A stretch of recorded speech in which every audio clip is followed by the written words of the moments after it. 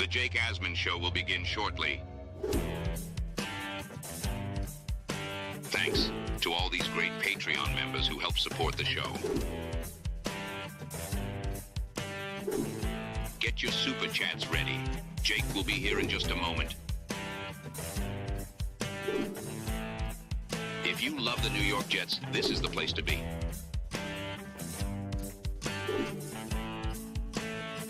And now, the Jake Asman Show. The Jets lost yesterday. What else is new? Joe Benigno joins us. Let's go, baby. Lot to talk about. Plus, Juan Soto's a Met. We'll talk to Joe about that as well. It's the Jake Asman Show, and it starts right now. Man.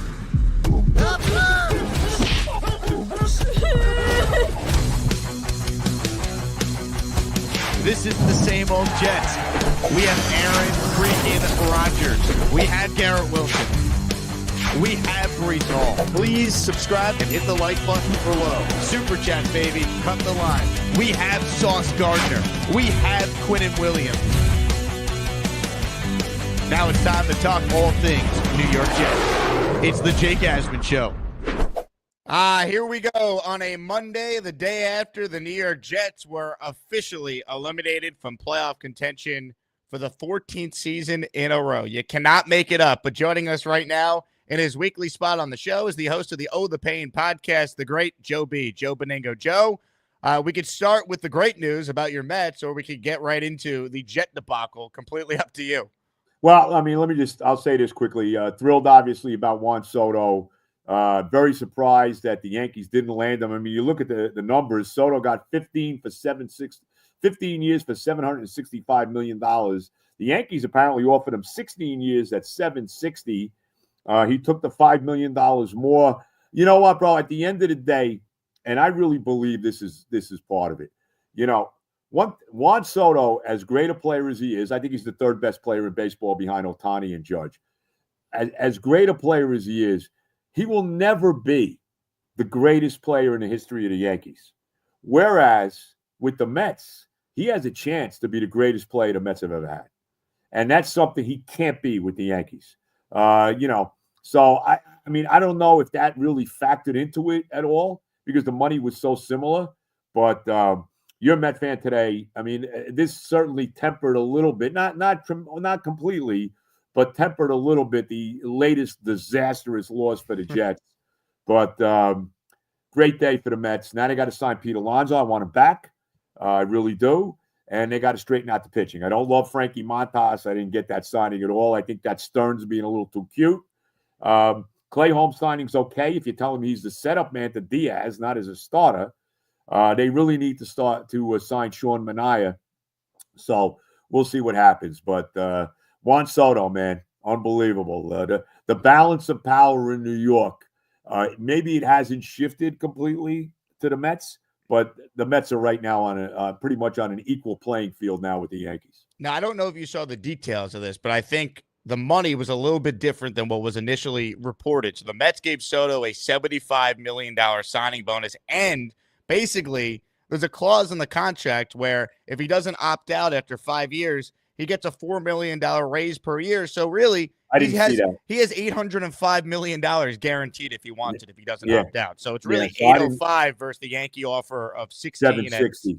So look, you can't blame the guy for the most money, and this was the guy that Cohen wanted and he got. And now, from the Yankee perspective, it's what's the pivot now, right? This can't be what they did after they didn't want Cano back and they signed Ellsbury, McCann, and Beltran. They got to sign some real guys that can, no one can replace Soto, but can you spread the money around to try and still field a team that's just as good that can contend in the AL? Yeah, well, I mean, look, it's a big hit for Hal Steinbrenner. I mean, there's no doubt about it. George has got to be turning over here that this happened, especially with losing him to the Mets. But a great day for a Met fan. I wish the season could start tomorrow. I really want Alonso back, though. I think that's a big deal. I don't think the market's going to be as aggressive for Pete. He had an off year last year. I think we really need to get him back, and they got to straighten the pitching out. And, they really do. They lost Severino to Oakland. They really got to straighten the pitching out now. The Jets got to straighten everything out, Joe. Yeah. I mean, you know what? Let me say this. There's not as much to straighten out as you think. I think what needs the first thing they need, obviously, they got to get the right head coach in here. Correct. That there's no question about. You look at the offense, okay, and I'm telling you, I don't know if Rodgers is going to play like this. Yeah, this is the best game Rodgers had all year. It's first time in like 5 years he threw for 300 yards in a game, which is probably his best game since the home opener against the Patriots, as far as like how he looked Well, he throughout. was even better in this game because You thought so? Yeah. Yeah, because Wilson abused. We talked about it. Jalen Ramsey in this game. Devontae Adams had a tremendous game, even though he shouldn't have went out of bounds. But that's as good a 1-2 punch at wide receiver as anybody has. You want to tell me the Rams with Puka Achua, however you say his name, and with what's his name? I'm losing Cooper Kupp. Yeah. They probably got the two. They're right there. Devontae Adams has to come back. I mean, there's no question about it. I mean, he's still got it. He's a Hall of Fame caliber receiver, and that's a great 1-2 punch. And then when you add Lazard, who had a couple penalties yesterday, but he also caught a big third down catch in that what should have been the game-winning field goal drive. That's not too bad. The offensive line. I mean, look, obviously this kid Fassanu looks like they got something with him. Fassanu, Tipman, Vera Tucker. You got a lot of young guys there. Even Max Mitchell played well in this game. I know they sacked Rodgers a couple times, but the offense is not bad. Even if you run it back, and I don't know, who knows what's going to happen with Rodgers. My big fear with Rodgers, and tell me this doesn't worry you, is that they will let him go, and he'll wind up going somewhere else and having a big year, just like Brett Favre did when that happened. Sure. He took Minnesota to the NFC Championship game. And then, of course, that was the body bag game against the Saints. But, that worries me. And we saw yesterday and he was even mobile. I mean, he made one play where early in the game where he got away from pressure and hit Wilson on the sideline for like a 10-yard first down. They hit 2 4th downs in this game. I mean, it's just, you watch, it's just amazing how they find ways to lose. And this defense stinks. I mean, let's tell it like it is. The defense stinks. There's no pass rush. They didn't touch Tua once. He threw 47 passes in the game. They didn't get one hit on him in the entire game. There's no pass rush. I'm tired of hearing about Will McDonald. His 10 sacks it couldn't be more overrated than they are. Quinnen Williams did nothing in the game again yesterday. Yeah, he had a roughing the passer penalty. It was questionable, but nevertheless got called for a roughing the passer penalty. Reddick, forget about it. He did make one play behind the line where he tackled the running back to stop him short of a first down, and I couldn't believe McDaniel actually kicked the field goal there. But, whatever. Outside of that, he was invisible in this game. The only two guys on defense that played were Sherwood, who was all over the field. I think he had like 18 tackles, and Brandon Eccles, who to me is every bit as good as DJ Reed, if not better.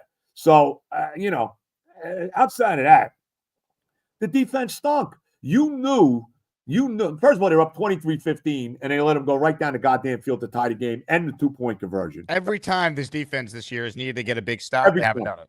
Every time we saw it, we'll go right on down the line. We saw it. We saw it in the Patriot game. We saw it the last 3 weeks. We saw it against the Colts. We saw it against the Seattle, and we saw it in this game yesterday. It's mind-boggling. This team should have 5 more wins than they do, and I'm not even talking about the kicking game here. And they should probably have 8 wins this year. It's unbelievable. But whatever. The defense is terrible. Whoever comes in here to coach this team, they got to stop playing this stupid zone defense. They got to play man-to-man defense, and they got to blitz. They never blitz. They blitzed a couple times with Chuck Clark yesterday. Of course, he didn't get there. It's sickening. The defense stinks, and whatever mistake they can make, like I said, Adams not stepping out, not staying in bounds when they had no timeouts in Miami. Carlson not as good as he was with the field goals, not kicking the ball into the end zone. And when we didn't win the toss in overtime, I said they're not going to see the ball again. And Miami went right down the field to win the game. So the offense has got some stuff. Okay, there's parts on the offense. Even this kid Isaiah Davis, and Allen. You don't have to pay Breece Hall. I think when his deal is up, you let him go. You got to pay Wilson, who's the top receiver in the league. You probably got to pay Sauce. I think you get the right coaching staff with Sauce, and you can get him to be a top-level corner again. And to be fair to him, Joe, we saw how valuable Sauce was when he wasn't there yesterday after how well he played 2 weeks ago. Right. Be nice you got an interception every now and then, but That they would be never nice. do. They never force a turn. That's the other thing. This defense never forces a turnover. It's unbelievable. But they have some stuff on offense. There's no doubt that they do. And I think if you get the right coach in here, maybe you run it back with Rodgers for a year. Who knows with the way they're going? Maybe they're not going to win another game. And maybe, maybe they should beat Jacksonville, but, who knows? At least Jacksonville won this week, which actually makes you feel better about it. But, it's all about who the coach is going to be. It really is. But I can never remember a year with as many brutal losses as this team has had this year. It's really mind-boggling.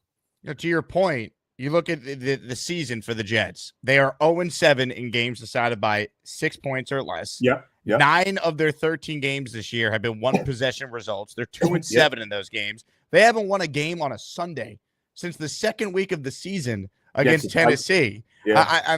You look at this team, Joe, and I will continue to say it. Their biggest problem is not talent. It's not Aaron Rodgers, although we know he has not been great, but people want to put him out there like he's the blame for everything. That's not true. Their biggest issue is this team was poorly coached with Robert Saleh, and they have now become the worst coach team under Jeff Ulbrich. I have never in my lifetime watching the Jets, and you go back since the very beginning, seen a Jets team that is this poorly coached. They don't do anything right. Situationally, they don't do anything right. It's just like Adams not going out of bounds. A better coach. That doesn't happen. The kicker not kicking the ball out of the end zone.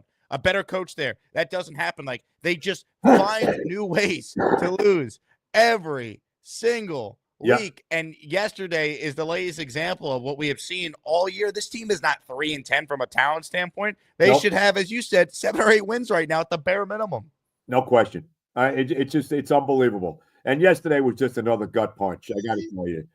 One gut punch after another for this team. It's just, look, I know they're not going anywhere, but that doesn't make it. And the fact that they lose to this freaking Dolphin team, what are they, 9 years in a row, 8 years in a row they've lost? I wanted to stick it to them. I wanted to end their season. Of course. It's brutal. Not that good. Their defense isn't that. Rodgers shredded their defense yesterday. Let's be honest about it. It was brutal. And the penalties, this is the other thing. Yep. The penalties have to stop. I think they're the most penalized team in the league. Defensively, it's a joke with the penalties. Right away on the first drive of the game, Miami goes right down the field. Kinlaw gets a freaking personal foul, right away on the first drive of the game. DJ Reed had 2 pass interferences in this game, one on the game-tying touchdown drive at 23-15. He had another one in the end zone earlier on, which was, brutal, of course. Quinton Williams, we mentioned, had a roughing the passer. Now, I thought it was questionable, and I thought there was at least twice where there could have been roughing the passer called on Miami against Rodgers that they didn't call it. I thought there were 2 times in the game that there was that, And how about to me, the biggest penalty, the worst penalty of the day, they just get a 5-yard offside penalty, and they're driving for a touchdown. I forget what the score was.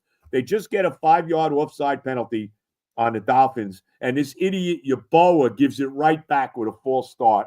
They wound up kicking a field goal there where they might have scored a touchdown. It's just the penalty. They're the most undisciplined team in football. It's incredible. It really is. The penalties are just it's egregious how bad they are, and it all comes down to coaching. And they have to find a legitimate head coach. There is no Woody Johnson cannot make a mistake. And how about this?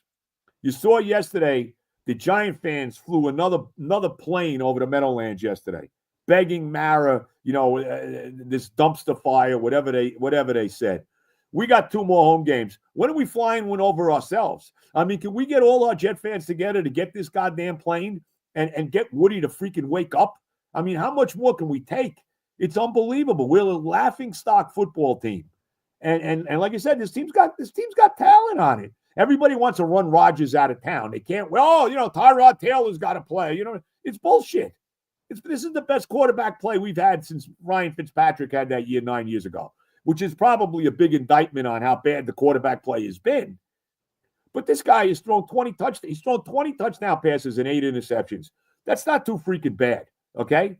And he's had him in position to win how many games? And all they want to talk about, 5 times this year after the defense blew it, 5 times this year that he was in position to take him down and win, and he wasn't able to do it. Well, he didn't get that opportunity yesterday. But, Unbelievable, bro. And all they want to do is dump on Rodgers, dump on Rodgers, dump on Rodgers. This team has talent, and if you get the right coaching in there, this team can be a legitimate playoff team.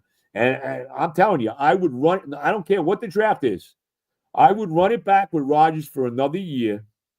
You can't tell me you're not going to get it. I know he's 41, but I would run it back because I'm telling you right now, bro, my biggest fear, and you tell me I'm wrong. Tell me he'll go somewhere else and he'll have a big year next year for that team. I could see it happening. So I'm concerned about that, but they got to get the right goddamn head coach in here. They cannot make a mistake this time. The concern I have with Rodgers is very jet-like from the standpoint, as you said. If he leaves, I bet he goes elsewhere and plays well. And they bring him back, he's either not going to play well at age 41 going on 42, or he's going to get hurt. But I'll say this. I'm not going to rule it out based on one game, right? And I'm not going to sit here and pretend like, the last 3 games where he was under 200 yards passing didn't happen. I want to see what he looks like these final 4 weeks. He says he's healthy. We have now seen him for 2 weeks in a row. Pretty healthy yesterday, bro. Healthy, right? He's moving around. He's avoiding the rushers. We hadn't seen that in weeks from this guy. If he puts together some good games here down the stretch like yesterday, I'm way more open to it if that's what a new GM and coach wants to do. Because you can't tell me if Mike Vrabel's this team's coach right now. This team is not in the mix for a playoff spot with this version of Aaron Rodgers, even if he's not what he once was. You could say that about Mike Vrabel. You could say that about Rex Ryan. You could say that about Brian Flores. You could say that about John Gruden. Now, those are the 4 guys that I really would like to see. I will say this. I've kind of softened my stance a little bit. There's only one coordinator that hasn't been a head coach that I would accept coaching this team, and that's Aaron Glenn. And the only reason is because if he was a Jet. And Glenn knows the landscape of what this franchise is all about. He's the only one that I would even consider. I don't want this guy Johnson. I don't want Liam Cohen. I don't want any of these, hotshot coordinators that never work out. The only reason that I would consider Glenn is the Jet connection, and that's it. I'm actually surprised, even though he obviously had a very good career with the Jets and he was a scout for them for a couple of years. I am surprised Glenn's on the list just because I'm very hesitant of bringing anyone in that has never been a coach before. But at least, look, he'd be of the 5 people I mentioned, he'd be the last one. But he's the only one that I would consider because of the connection with the franchise. You need people that understand the franchise, okay? You can't bring this guy, these pie-in-the-sky coordinators in here. Oh, this big hotshot. No. There's a lot. It's not just about, they talk about changing the culture. I hate that word. They have to change the karma. There's a lot of bad karma that circles around this franchise, and that has to change. Okay. And I think the only way it changes is with the right head coach. And I don't know who the GM is going to be. The GM and the coach need to be on the same page too. But that's the only way it's going to freaking change here, bro. That's it. And we got to get the right. Woody Johnson cannot make a mistake this time. There is no more mistakes. You brought up the plane flying over MetLife. We know the message yesterday from the Giant fans was, Mr. Mara, please fix this dumpster fire. Right. What would Joe B's message be on a plane if there's one that flies over MetLife? Woody, 56 years and counting, we've had the most beleaguered franchise. We are the most beleaguered franchise in fans in sports. When, Woody? When? That's what I would say. I like it. Hit the like button if you're tuning in. We're talking with Joe Benigno. It is a weekly spot of the show, the Oh the Pain podcast. Joe, when's the next episode dropping today? We already did it. I did it today. A lot of, obviously Juan Soto, a lot on the Jets, a lot on the college football playoff, which I think is fascinating. I mean, I to me, it's been, I guess part of one of the biggest reasons is because my team stinks, but it's been a much better college football season than an NFL season. I mean, I look at the NFL right now. There's only 4 teams that can win the Super Bowl in my mind, maybe 5. Kansas City, who wins another 2-point game again. Kansas City, Buffalo, Detroit. They're the reverse Jets, by the way. The Jets invent ways to lose. Kansas City invents ways to win somehow. Well, that's because they're a 3-time Super Bowl champion. But Kansas City, Buffalo, Detroit. I'll give you the Eagles. even though they're 11-2, I still really can't buy Minnesota.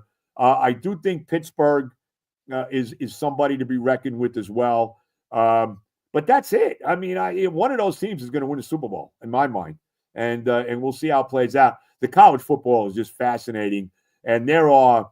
I mean, you could make a case for 6-7 teams that could win a national championship, maybe more in college football. So, and the biggest win. I know we're not talking college football. Most people don't care in New York, but nobody yesterday got a bigger break than Penn State. Penn State gets SMU at home. I mean, it was either SMU or Alabama. Number one, the last team that James Franklin wanted to see come into freaking Happy Valley was Alabama. I can tell you that. He gets SMU, and then if they win that game, they get Boise State in the bowl game. So nobody got a better draw yesterday, I felt, than Penn State. And it's time for James Franklin to finally win some freaking big games there with the Nittany Lions. A lot of talk about the Jets potentially drafting Aller, the Penn State quarterback, if he declares and comes out. He's not bad. Drew Aller, he's much better than the guy at Texas. He's much better than Quinn Ewers at Texas, who I think is vastly overrated. He threw a killer pick in the game the other day against Georgia, which was a great game, by the way, Georgia-Texas. Georgia still wins the game without their quarterback in the game, and he threw a big pick late too.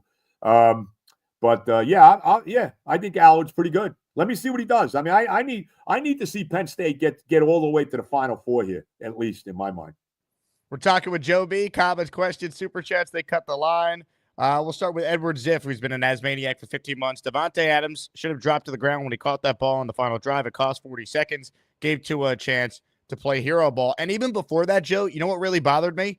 Why are they throwing on the previous plays? The reason why it was 3rd and 21 in the first place is you have the penalty and then you have the sack. If they had just ran the ball a couple of times, you can kill the clock that way. You're not in a spot where you have to throw in the first place. They're always too. Let me tell you something. This Downing is too in a hurry to throw the ball. There was situations they had a 3rd and 2, and I'm like yelling, "What are you doing? Just run the damn ball here!" And they're chucking the ball. They get away from the run far too much. So I agree with you. As far as the play with Adams, he made a mistake, but this guy's got to come back. I mean, this guy is a top receiver, and like I said, him and Wilson are a phenomenal 1-2 punch. They already got him signed for 2 more years. I've heard talk about, well, you're gonna no, it's a no-brainer. You got to bring this guy back. Dark Knight Steve with a $20 super chat. For every $20 super chat or more, I'm doing a raffle all month long, Joe. We're doing a bunch of giveaways here. So, Steve, you're getting 5 entries in. Our next jersey giveaway will be on the afternoon stream today. We got a Quinn Williams jersey. Big Q. Who are you giving away? Who is this? Quinn Williams, 95. All right, not too bad. I got one I think you'll like, Joe. Braylon Allen. I don't know how many Jet fans have that's a good jerseys. one. Braylon Allen. So, Steve, you're in the mix. I also saw you gifted 5 memberships earlier, so you'll have 10 raffle tickets in there. Let's be honest. Asman show is just, it's like, it's almost like, it's unbelievable. It's almost like the Price is Right, Well, where's Bob Barker? All you need is Bob Barker here for Jake. I mean, come on, man. You know what the problem is, Joe? The viewership is waning, so we got to do cool things like this to keep the diehards who are still tuned in about a 3-10 football team engaged here. I know. Steve, by the way, he's a Met fan, and just like you, Joe, he goes, at least they got Juan Soto. So that's the Met Jet fan. At least you got Soto. As I said many times, and I don't want to get political, but I don't care. Don's coming back to the White House. Juan Soto's a Met now. If we could only fix the goddamn Jets, Wouldn't that be nice? The big fella, he says, happy birthday to our brick wall, Olu Fashanu. I didn't realize it was Olu's birthday. Happy birthday to him. He has been awesome. I know people are going to talk about Brock Bowers. I get it. Bowers is a very good player. It looks like this guy's our left tackle for a lot of years, no doubt about it. It looks like Joe Douglas's last number 1 pick. He actually hit on it. And a nice parting gift for once from Joe. Yeah. Steve also with a super chat because the coach of the organization needs to change. Please give my other entries from the memberships to the lane train. Sounds like he needs to pick me up, Steve. Very nice. And Joe, you and I have talked about this. You call it the karma in the building. I just think the entire building needs to be fumigated. Like anyone associated with this team the last couple of years, out and bring in people who have done it before that have won. That's what it's all about. No question about it. No question. And like I said, this team is not that far away. I think when you look at the draft, if they don't get a quarterback they really like in the draft, and you might be able to get Allard in the 2nd round. I mean, you might. They need defensive line help to me. They probably need another big linebacker, and they need defense. They need guys, run stuffers in the middle, because they don't have that. And they really need that. To me, the defense is the biggest problem. The offense is not really the problem. The problem is this defense, without a doubt. This defense stinks. Brutal. And it really, I mean, look, it all goes back to when they fired Saleh. I'm not sitting here saying Robert Saleh was a great coach, but the defense has absolutely imploded and become one of the worst in the league since they fired Saleh 5 games in. Well, what they should have done, and I've compared this to the Saints. By the way, how about that game yesterday? Oh my God! Well, if you're a Jet and Giant fan yesterday, you're like, man, how can the way that they both wound up losing is just beyond the pale. But you look what they've done in New Orleans. This kid Rizzi, and the Saints aren't a good team, but this guy Rizzi's gone 3-1 since they made him the coach. And what they should have, what the big mistake that Woody made after he shouldn't have fired Saleh, but he compounded it by making Ulbrich the head coach. He should have made one of the lesser Grant Boy and Ron Middleton, somebody like that. He should have gave them the head coaching job and just left Ulbrich alone running the defense. That was a major mistake that he made. He should not have given Ulbrich the head coaching job. Should not. Cactus Johnny writes in, things are brutal for our Jets. My Sun Devils just won the Big 12 for the first round bye in the inaugural college football playoffs, and the Mets got Soto. There is hope, people. I don't know how much Arizona State's going to be around, especially if Texas wins against Clemson, which I would think that they probably would, although you never know with Dabo. Dabo gets into the playoffs, he's dangerous, and the pressure is all on Texas in that game. But right now, it looks like Texas probably playing Arizona State in the second round, and that doesn't bode well for the Sun Devils. Doug super chat says, Joe, other than 81-82, the Jets had to deal with a Hall of Famer or top 3 quarterback in their division since 1967. Greasy, Marino, Brady, now Allen. Oh, the pain. Yeah. Yeah, no. Hey, look, Allen's unbelievable. I mean, you watched him yesterday, even though they lost that game. Well, he ran for 3 touchdowns. He threw 3 touchdowns. It was good to see the Bills lose, but how about all the Bill fans that were in L.A. watching that game, man? Unbelievable. Really, anytime the L.A. teams play like a notable franchise at home, it's a road game. It's crazy. L.A. doesn't really care about football. When you think about it, all the years that they didn't have a team in L.A., L.A. cares about the Dodgers and the Lakers. That's it. The team that they care about most in L.A. football-wise is Southern Cal, USC. That's really it. So I lived in L.A. when I was in college for a semester my junior year, and at Universal Studios, I always found this wild. There is a Raiders. So Ithaca College had like a satellite campus out there. So I see. So I basically spent a semester out there. But I went to Universal Studios one day with some friends, and they have a Raiders team store there. Not the Rams, not the Chargers. Raiders. The Raiders. They care more about the Raiders than the 2 NFL teams that are in that town. Yeah, no, I believe that. I totally believe it. Yep.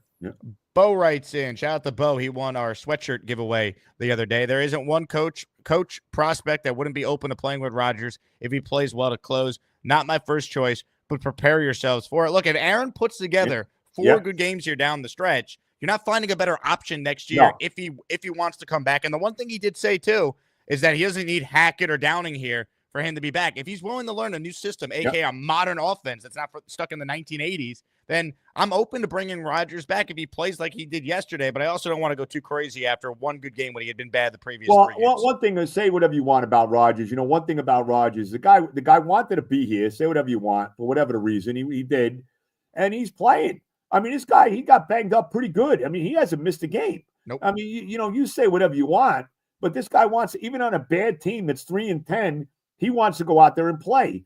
And look, they're going to have Jacksonville aside because, obviously they're a disaster.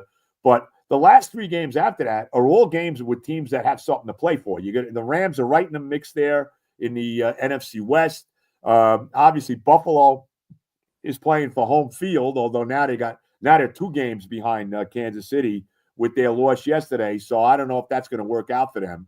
But nevertheless, still. And the last game of the year, Miami might be having something to play for at the end of the year. I mean, it's certainly possible. So I want to see him finish strong, and we'll see what happens going forward. We really will. But look, it's not Rodgers' fault.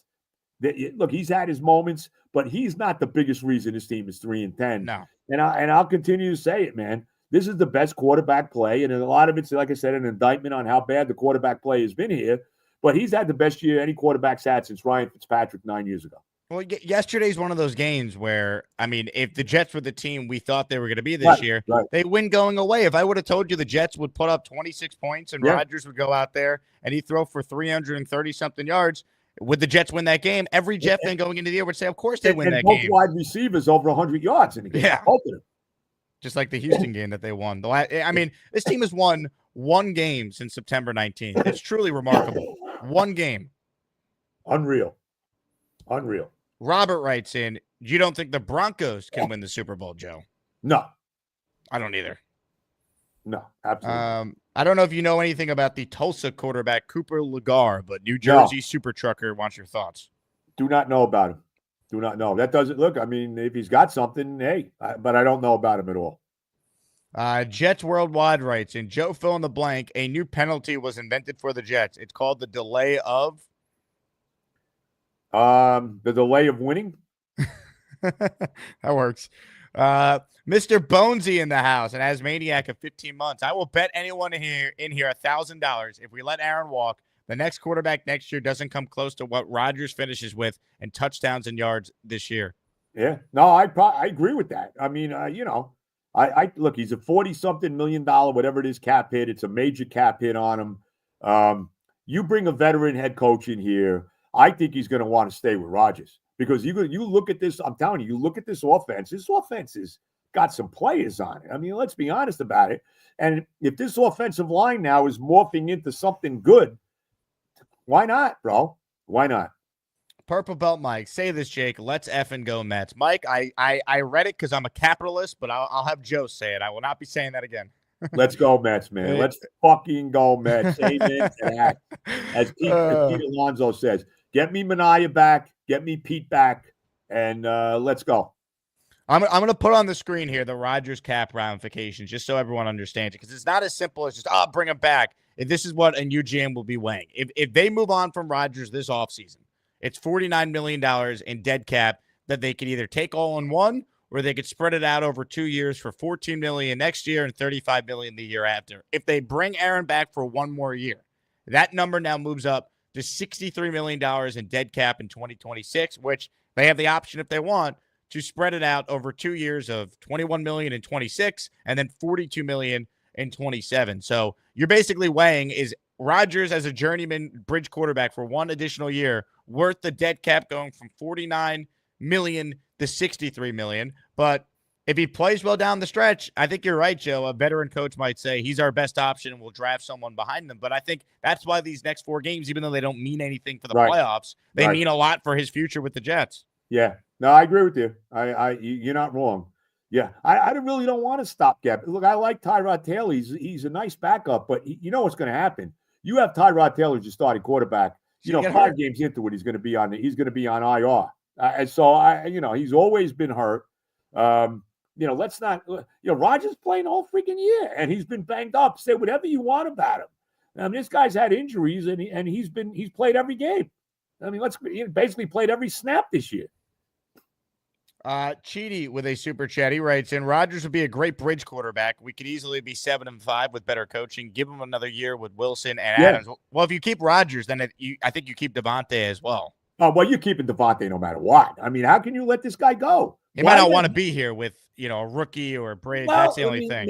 Maybe not. I mean, they got him under contract for 2 more years. But it's like $35 million, which he'll never play on. So, the story came out yesterday. It's like he basically controls whether or not he wants to be here because he knows they're just going to cut him if he doesn't agree to a rework deal. Well, look, I mean, I want him back. I mean, you got to be kidding me. I mean, you see the combination him and Wilson are, and you got all these guys that want to run him out of town. And, look, we've talked about this with the media. The media hates the Jets, okay? Every freaking one of these guys that covers the Jets on a regular basis hates them. The only guy that has written any positive stories about them at all over the last couple of weeks has been Steve Serby, my buddy Steve Serby. He had a nice article today in a post about Rodgers, kind of game he had. Even last week, he talked about Rodgers basically that, you want to see him finish the year. He's the only one. Everybody else, and he's not a beat reporter for the Jets. He's the only guy that is saying nice things. Every other guy wants to run him out of town, which is ridiculous as far as I'm concerned. You've nailed it with the media-driven storyline of they should sit Rodgers. Why? There's no point reason. in benching the guy. Not. It doesn't do anything. Right. If Jordan Travis was healthy, I'd get it. You want to see what the young kid could do. He's not. Tyrod Taylor is going to be 36 years old. I know what he is. I don't need him to play. Right. I mean, that's it. I mean, because the media doesn't like him. And it's a better story for them if Rodgers isn't playing. Oh, typical Jets, as it could only happen to the Jets, the injury last year after 4 plays, and then to have a disastrous year this year. And they want to put all the blame on him when that is nowhere near the case. Nowhere near the case. Shout out to the great Rick Kent for 5 channel memberships that were gifted, paying it forward. Rick, you are the man. Hit the Rick Kent emoji if you're a channel member. This one is from Joe. He became a channel member. Thank you, Joe. Tiara says, Joe B, you're the best, bro. Love your takes. People love the Joe B spot. Let me tell you. Well, I appreciate that. I mean, it is what it is. I mean, let me just say this. I'm just a Jet fan like all you guys. That's all I am. I'm just a suffering Jet fan, and I've been suffering longer than most people. We'll leave it at that. But, I'm sick and tired of losing. I'm sick and tired of one brutal loss after another, and that's really what this year's been, man. This isn't the Richie Kotite, New York Jets. This is a team that's been in every game and has found new and creative ways to lose. I mean, that's basically what it's been. See with a super chat here. Newest hack article from The Athletic. Quote, Garrett Wilson has said privately he would not be a Jet long-term. The New York Jets beat is part of the losing culture here. Rosenblatt and Rossini need to find a new team to torture. Look, Garrett Wilson could be frustrated and say whatever he wants. Ultimately, money talks. He's up for an extension. And if I'm the new GM, Joe, and I said this yesterday watching this game, the first order of business I would do is extend this guy and send the message, we want you here for the long term. This guy should be a Jet his whole career. He has set a franchise record, most yards and catches among any Jet ever through their first 3 years. He's proven he's quarterback proof. I get it. He's frustrated with the losing, but you know what? Hire a real coach, and maybe they could do some winning with this guy because he's part of the solution, not get rid of this guy because he might be frustrated. Yeah, they want to get rid of it. These people that cover the Jets want them to be bad, okay? Get rid of everybody. Get rid of Wilson. Get rid of Rodgers. Get rid of Adams. So, right on down the line. This is what they want. They want them to lose, okay? And I've said this over and over about this media. There's too many people that have been covering the freaking Jets too long and need to probably get the hell out, okay? Let's be honest about it. Like I said, everybody, and I don't want to mention some of these people I like. I don't know Rosenblatt and I don't know Rossini. But I know that Rossini's the girl, the lady that had said that Woody wanted to bench Rodgers after the Denver game. That's bullshit. I mean, come on. There's no way. Here's the problem with that report. She then comes out on her podcast and says, the context behind that is Rodgers took a beating that game, and Woody was basically questioning, would it make sense to play Tyrod to get him healthy, which logically makes a lot more sense. Duh. But the way the article is portrayed and the way it's covered, Woody wanted to bench Rodgers. He's a madman. But, of course, the Jets aren't going to be covered fairly when they've been this bad. That's part of the problem, too. Yeah, no question about it. No question about it. Like I said, I'm sick of these beat writers. They want him to lose. They want him to be bad. They want him to be bad forever so they can just continue the storyline and the Jets can just be a punchline. That's really what it is. Let's be honest about it. Tyrone writes in, Aaron might hit 4,000 yards. I mean, it's not crazy. I mean, he's on pace for like 27, 28 touchdowns, like 11 or 12 interceptions and 37 to 3,800 yards. Like if he plays well down the stretch here, he could break the Namath yards record, which is sad. Which is unbelievable. 14 games. yards in 1967, by the way.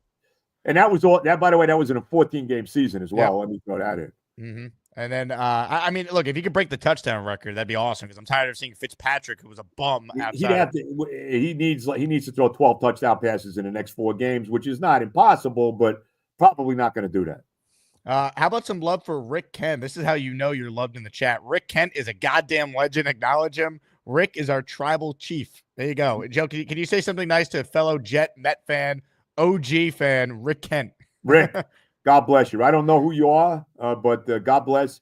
Hang in there with our teams. At least the baseball team it looks like we really got something with the baseball team. Rick flew out to London with me, Joe, to watch that debacle in person this year. Did he? Brutal. That was another debacle. Another game we could have won, but nevertheless. A couple minutes left with Joe B. Peter Castro says Jets never blitz when needed. Never. More on coaching. I mean, there's bad coaching, and then there's this year's coaching staff. I have never seen a team more poorly coached than this year's Jet team ever. Well, they don't have a coach. I mean, this guy's not a head coach. Let's be honest. I mean, the biggest mistake of the year was letting Salah go. If they had kept Salah, I'm not saying they would have made the playoffs. They would have won a few more games than they've won. I will say that. Daquan says Jets would be 9-3 with good coaching / kicker. I mean, it's not crazy. What's the Jets record if I put Mike Tomlin, Sean McVay, Andy Reid, any of these top coaches on this year's team? No question. No, you're right. Look, they got at least 8-5. I'll say minimum 8-5. If you got a top coach on this team. No doubt about it. I mean, you and I said it before we started. You go through every game this year. There's been only 2 where they were blown out and didn't have a chance. That's week 1 in the Arizona game. Every other game is a 1-score game in the 4th with a chance to win. And every game have they had the lead in outside of that. Remember, even the Pittsburgh game, they were up 15-0 in that game at one point before they collapsed in that game. So, outside of those 2 games, they've had the lead in every game but those 2 you mentioned, the Cardinals and the Niners. Swamp Ranger writes in, you guys are in the media world. How can we run these fake news journalists out of town? I mean, look, I think the only way you could deal with it and put a stop to it is very similar to what the Mets have now done and what the Knicks did. Of course, no one's talking about James Dolan, sell the team. Right. You got to hire the right people and win. That's the only way this changes. That's it. You got to win. That's it. That's the bottom line. That's how you stop these crazy media stories and, the constant, let's get this guy out, this guy, all of that crap. That's the only way you do it is win. You're right. Well, because people are going to say, would he sell the team? He's not selling the team. Like, this is not the Wilpons who had no money because of Madoff. Like, Woody is not selling the team. You got to just hope, like Dolan, he hires the right people for once. Suck it up. He's not selling the freaking team. He's got to get it right now. And and I'll tell you right now, that whoever they hire as coach, if it's any of those 4 guys, maybe not Vrabel, there's going to be stories ripping them. They're going, if it's Rex Ryan, they're going to rip Rex Ryan. If it's John Gruden, they're going to rip John Gruden.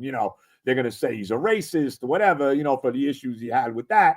They're going to do that. If it's Brian Flores, they're going to say, well, Flores sued the NFL. He had problems with Tua. The one guy that probably wouldn't have any bad stories about is Vrabel, and probably if it was Aaron Glenn. All these other guys, the other 3 guys, there'll be negative stories about them by the media. You could take it to the bank. Well, it's funny. A fellow Jet content guy, Buffalo Jet fan, made this point on my show the other day, and I laughed, but he's right. When the Jets hired Salah, he's so highly respected around the league. When they hired Douglas, he's so highly respected around the league. Maybe what they need is to hire someone who's not respected around the league, and that might actually work. Well, Salah really turned out to be everything. Look, I was off of Salah. You watched him on the sideline in San Francisco, and, oh, man, this guy, he's fiery. Looks like the guy. We were all happy to have him be the coach. And then he turned out to be, too nice a guy. No accountability. And that's why they have to bring in somebody that's going to kick ass for this team. They cannot bring another guy in here that's going to basically just try to appease the players. And to me, that was the biggest downfall of Robert Saleh, without a doubt. 100%. Hit the like button, subscribe to the channel. Joe, 4 games to go. Somehow. That's the thing, right? It's like every time they have one of these devastating losses, you're like, all right, another week in the books. And then you're like, holy crap, there's still 4 games to go. And then you look at the Tankathon standings. Only the Jets in a year, they're 3-10. Could there be 6 teams somehow still picking in front of them? How is that possible? Yeah, no, it's pretty. It's insane. That's why these people that sit there and root for them to lose, stop it already. How many times? Again, I go back to the Trevor Lawrence pick, okay? All right? Everybody, they were all killing the Jets because they won a game. They beat the Rams, and then they beat the Browns, and they didn't get Trevor. How's that working out now? What's so good about what has he ever done? All right? They went to the playoffs once. They collapsed last year. He's hurt this year. He's on one of the worst teams in football, even when he was playing. That's why, forget about where you draft. You got to draft the right freaking people. It looks like they hit with this guy Fassinu this year. If the right quarterback's there, and they're not going to draft high enough to get Cam Ward or Shadir Sanders. They're just not. So got to forget about tanking games. Because look, they're not tank. The players don't tank. I say it all the time. The management tanks. And they're not trying to tank. I can tell you right now, Jets aren't trying to tank because if they were, they'd be playing Tyrod Taylor at quarterback. And honestly, if you told me they were trying the tank based on how they've blown these games, you'd believe it. But this is just who they are. They've done it all year, even when they were still in the mix earlier this season. By the way, I love that little you in the tank there, bro. Thank Unbelievable. you. Yeah. For 4 games to go, I mean, if they are going to win one of them, this week coming up against the Mac Jones-led Jaguars, I guess would be the most likely one. You look like you did a couple tours in Afghanistan and Iraq there. Yes, thank you for my service. There it is. Joe, congrats to your Mets on the Soto signing. I'm happy for you. I'm not happy as a Yankee fan, but I'm happy for all the long-suffering Met Jet fans. At least you guys had that, so there's always that. I appreciate you hopping on as always, Joe. We'll do this again next week, and who knows what we'll be talking about. Probably a similar pattern of what we've been talking about this entire year. Can they find a way to lose to the Jacksonville Jaguars? Oh my God, can they? If anybody can, they will. I'll tell you that. Unreal. Check out Joe's podcast, the Oh the Pain podcast, for more on the Jets, Soto, and all that. Joe, you're the best. I'll talk to you soon. All right, bro. All the love. All the love. The great Joe Benigno in his weekly spot with us here on the show. Hit that like button, subscribe to the channel. Ladies and gentlemen, Bo has just gifted 5 channel memberships. It's the Asmaniac membership raffle. For every membership gifted, you receive 1 ticket entered in the raffle to win epic prizes. Now, I got some good news here, all right? We needed, coming into the show, 12 members to do a raffle. We're now up to 16 and counting the show. On the show this afternoon with Will Parkinson, I will add all the list of names who gifted memberships or contributed with a $20 or more super chat. You'll be added to the Jake Asman bucket of champions right here. And then we will do the giveaway for the jersey of Quinnen Williams this afternoon. So we're going to write the business early on a Monday here as we hit the membership names that we needed. So thank you to Bo. I have the list of names for Bo's gifts here. Luis, Brandon Sanzone, Sean, Jets Pauly, Jets, and Barbells, all receiving memberships. Also, earlier in the show, I couldn't get the list of names because the chat was exploding, but we got a membership gift from Rick Kent with a 5 spot, and we got another 5 spot from Dark Knight Steve. Dark Knight Steve also had a $20 super chat, so he's in for another 5. And wait, we got another 5 here. How about A.D. Pugnant in on the mix, baby? I can't even believe it. I can't even believe it. Memberships are flowing, John Heyman. Here we go. 5 more names: Brandon Frey, Alex Swain, Ulysses Gonzalez, Captain K, Techno, Recipes with Reed. AD, I will put you in this upcoming raffle. But now, moving forward, every gifted membership will go towards the next group of 100 as we do membership gifts all month long for the season of giving here on the show. So I appreciate your support. We'll have 105 lotto tickets in here to pick a winner later today. All right, comments, questions, super chats. They'll cut the line. This one from Kyle, who writes in, I want Cheats fan given total organization control of the Jets. I want him in the draft room, pacing on the sidelines, and renting Aaron's guest house in Montclair. All right, look, I could be on board. I think Cheats fan has a lot of good ideas. Now, we did get the return of the Lane Train yesterday. I'd like him involved. Let's see. Did I miss any super chats here? I don't believe I did. All right, let's get to your calls. Gusbuster Hotline is open. Before we do that, shout out to our 2 post-game sponsors, Joe DeVizio Realty, sellwithjoe.com, 959-call Joe. Anything going on with your house, Joe's the guy to help you. Him and his team are the best. If you're thinking about selling your house, Joe and his team will help you do that. Once again, sellwithjoe.com, sellwithjoe.com. Tell them the Jake Asman Show sent you. Book your next vacation on the Kentucky Bourbon Trail at CustomBourbonTours.com. Experience an unforgettable day on the Kentucky Bourbon Trail right now, CustomBourbonTours.com. Support Liam. He is the founder of the company. He is a diehard Jet fan from the New York area, lives down in Lexington. I'm telling you, they'll hook you up with everything you need to know about the best distilleries you want to visit. They'll make sure that you try the best of Kentucky bourbon and what they have to offer down there. CustomBourbonTours.com. All right, let's get to your calls now. First up on the hotline today is Mr. Bonesy. Hello, Bonesy. What's up, buddy? What's going on? You tell me, Bones. How are you? Just living in the same depression we all are.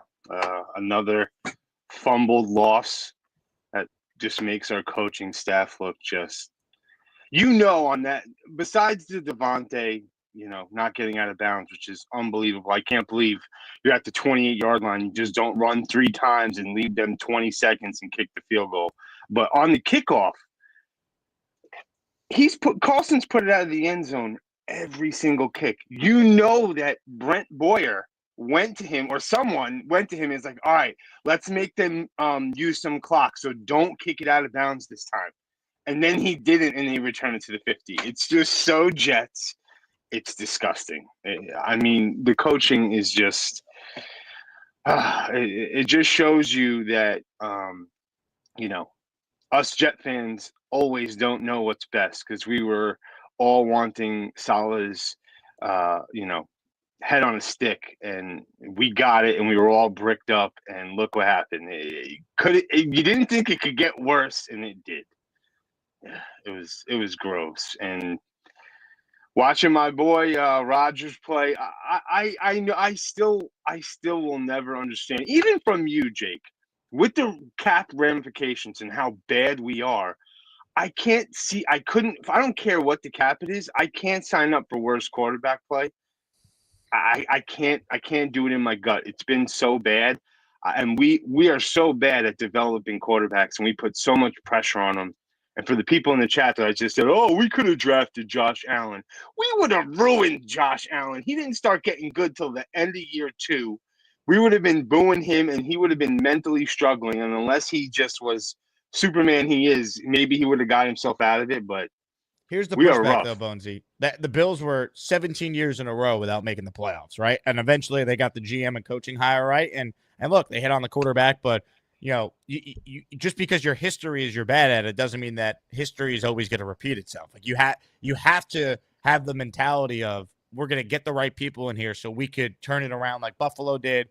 We could turn it around like the Lions certainly have. Like, that's got to be the approach. You're right. The history is bad, but that's because they've hired the wrong people. If they bring in the right people, they could have competent quarterback play next year, whether it's Rodgers or someone else. And then I hope there's someone behind Rodgers that's sitting and learning, or behind a Tyrod or Jameis or whoever that's sitting and learning. And you got to hope they get it right. I mean, that's the only way this changes, unfortunately. But at least there's real talent on this team. Like, this team should not be 3-10 with the players they have.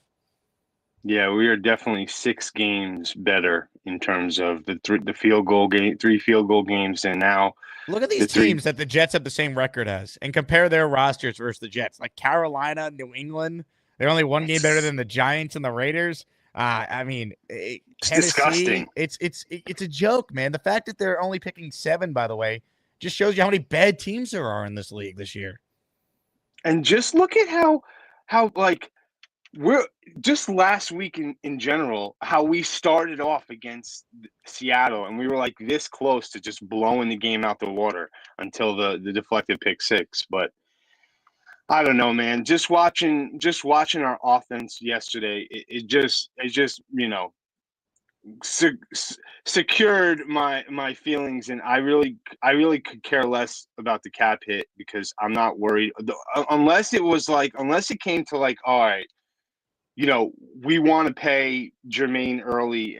Even that, I still, as long as we lock Garrett up, I'm not worried about the rest. We lock Garrett up, and I'd rather go into next year. And you know what? I have faith that if we get a veteran coach in here, he's going to make the right decision. I just think that we're nuts to think that next year that a quarterback's going to come in here and surpass Rodgers' stats. Like you guys are just talking about it. Yeah, but maybe stat-wise, he doesn't throw as many touchdowns, but he might be able to play more efficiently. Like, let's call it for what it is, too. How many of Rodgers' touchdowns have been like 1 to 2 yard passes at in the red zone area? Like, it's not like efficiency-wise he's been that great. You look at total QBR since 2022, he's near the bottom. Like, he had a good game yesterday, and I hope he builds on it and plays well down the stretch to make it interesting. But, okay, so the quarterback next year doesn't throw more touchdowns. Well, guess what? Last year's Jet team had Zach Wilson and Tim Boyle, and they're going to win more games than this year's Jet team. So stats is not the only thing that matters. It's coaching, man. Mike Tomlin didn't have great quarterbacks when he was going to the playoffs with Mason Rudolph and company and Kenny Pickett. It's coaching. Got to get the coaching figured out first. I agree with you, but Are you telling me in your heart you don't think if we had better coaching, Rodgers would be playing even 10 times better? You don't think that half the problem is bad coaching and why Rodgers is playing bad? I think that's a huge problem for sure, but I also want to acknowledge Aaron Rodgers is 41 now, and he'll be 42 at the end of next year. He's more susceptible to injuries, and if the excuse is, oh, well, he wasn't healthy, well, he's going to be healthy next year. I don't know if I believe that. Like, he's been hurt now for 3 consecutive years. Now, he hasn't missed games this year. He played through it, but clearly that was impacting his play.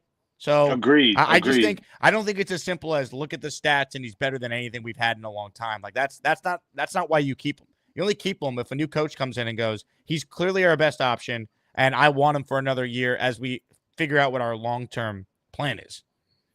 I agree with that. I just, for the people dogging him, I'm talking to the Philly Noodles and the Allens and the 3Js and all my guys who are just dogging Rodgers like he's a bum. It's like, guys, there is a 0.00001 chance that next year's quarterback, if it's not Rodgers, surpasses all his stats and touchdowns. And no matter how I know we're just talking about stats, but for you guys to have confidence, be like, yeah, our quarterback next year, he's not going to throw for, say, Rodgers finishes with 28 touchdowns and 3,800 yards. Yeah, our next quarterback's not going to do that, but he's going to play more sufficient, and we're going to win more games. Like, that's just blind faith, in my opinion.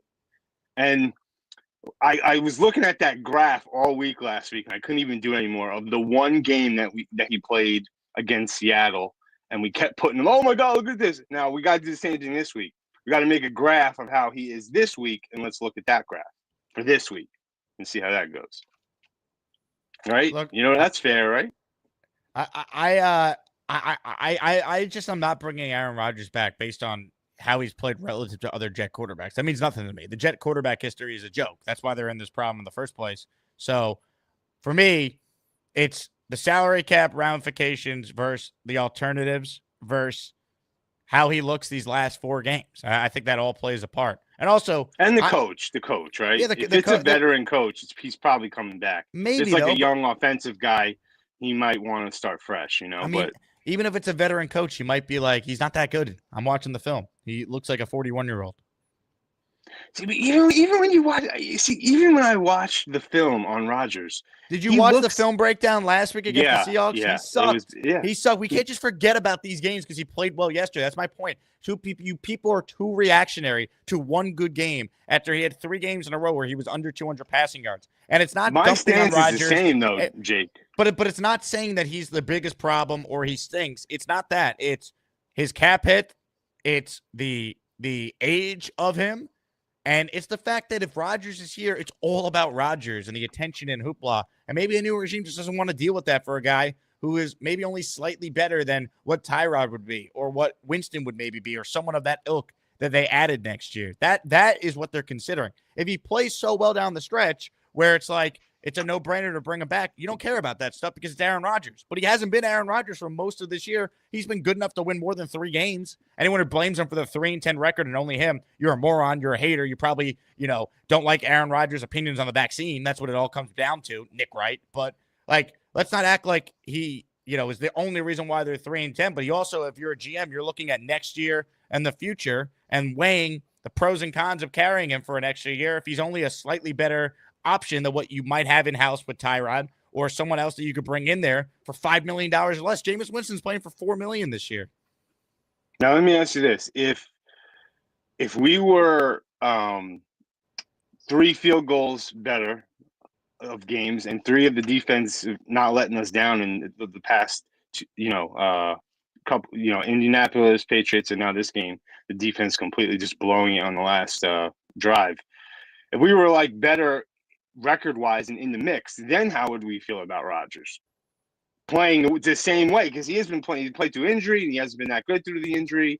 He didn't play as good last week in the second half. He had a great 1.5 quarters, but then he didn't play good. But how would we be talking then if coaching wasn't that bad that we were actually in the hunt and then Rodgers is playing like this? How would we feel then?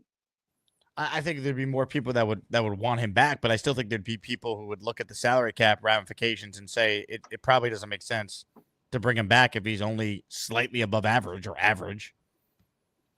I mean, Bonesy, admit it. You thought Rodgers would be a lot better than he has been this year. Oh yes or my no? God, yeah, 100%. 100%. So it's like while he's not their biggest problem, let's not pretend like he has not played a part in the team's record. My issue is when people blame him for everything and they ignore this team being the worst coach team in the league, the defense collapsing, the kicking issues. I think just because he's been the best quarterback they've had since 2015 does not mean that you bringing him back on that. The Jets have had historically bad quarterback play. That was the whole point of bringing in Rodgers in the first place.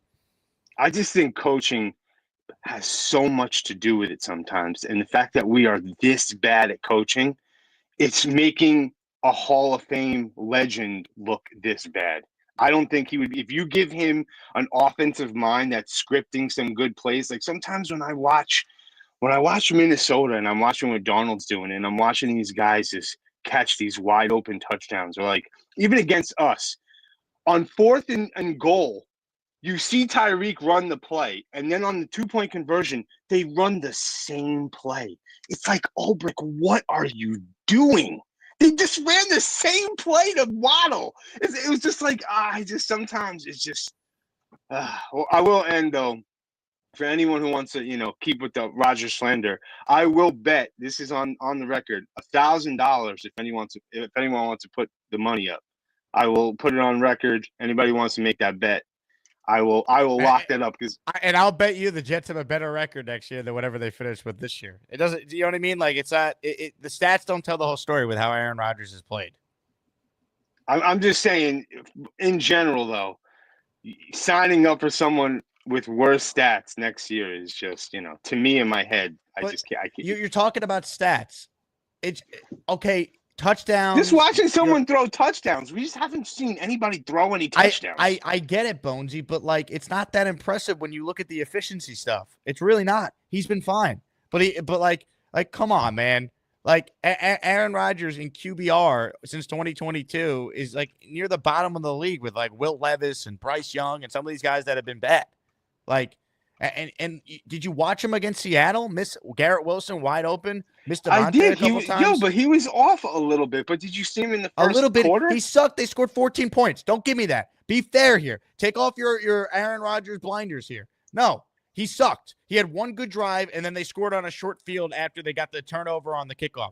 That's it. They scored 14 total points against a mediocre Seattle defense. So he was not good. He was awful against Arizona. He was pretty bad for most of that Colt game, outside of a couple great yak plays by Devontae and Brees. Like, we got to stop with look at the stats. Like, the stats don't tell the whole story. He was off a little bit? No, he was god-awful. And I'm a Rodgers fan, but I'm not going to sit here and blindly defend the guy. How about the Texans game when he played one of the worst halves ever that day? The Colts game where they didn't get a first down to the last 2 minutes of the first half. Like, I don't know if this just magically gets better a year from now. That's what I'm saying. That's why I need to see multiple quality games in a row to even entertain the conversation about bringing him back. I hope he plays like he did yesterday over these final 4, and it's an easy decision. Now he's healthy, better coaching, and you could sell me on it. But you trying to sell me on it after one good game that they still lost, by the way. No, I'm not trying to sell you on just from this one good game. I wanted Rodgers back last week after watching the bad game, just because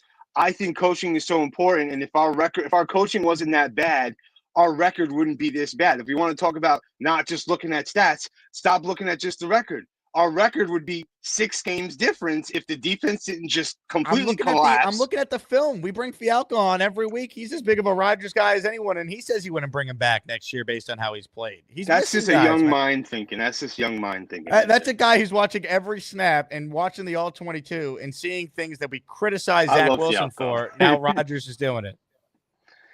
I don't know, man. You love the guy. I get it. You're scared he's going to go elsewhere and play well. Okay, great, but that doesn't mean because of the history. He will, because of better coaching. You have to admit, if we had better coaching, it'd be different. You have to, how much different would his personal play be? What, with better coaching? I think it would be much better. I think it would be. They'd have more wins, but I don't think he'd be that much better of a. And don't forget how many games he played hurt too. You can't. He's have going to to get factor hurt into again injury. next year and play through something. He's not going to. Not if we don't miss on the left tackle. Fucking Smith was a catastrophic, Bonesy, you colossal could have the best miss. O-line in the league. It's football. Your quarterback's going to take hits, and his body will be a year older. He's going to magically not be on the injury So wait, report next year. Miami's line is that much better than ours? You're saying? I- We didn't even touch. We didn't even like graze. What are you talking about with Miami's O-line? Tua gets hurt every year. No, but I'm saying, no, that's from scrambling. That's not from taking hits. That's from him being a knucklehead. It's football, man. You're going to get hurt. You're going to take hits. But all I'm saying is we couldn't even hit the quarterback yesterday. We couldn't even touch his arm. Sometimes if your offense is playing well and you design it around that, you could make it so you don't hit the quarterback. You know what I'm saying? So like if the offense is respectable enough that it's hard to stop them, then you can manage an offense where your quarterback isn't getting creamed all the time. And Rodgers was getting creamed, especially in those. And I'll give Rodgers this blame when Hackett was calling the plays. Rodgers' homeboy, who he is here because of Rodgers, it was really bad. He was getting killed. This call is really bad, man. I love you, but the Aaron Rodgers truthing is at an all-time high. I mean, I can't, man. Like, how are you watching this being like, no matter what, he needs to come back? Like, I think if you're rational, your opinion should be he played well yesterday. Can he do it now consistently down the stretch to make it a real conversation? It's not a conversation off one game. It's not.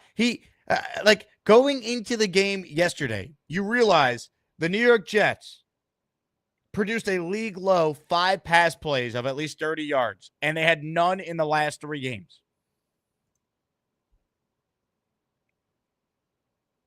We keep saying with better coaching. Yeah, with better coaching, they would have some more wins. That doesn't mean the quarterback would be playing that much better now a year later. I'm trying to get younger at the position if I can. But if Aaron plays great down the stretch, that changes things. But, like, why don't you bring up the cap ramifications?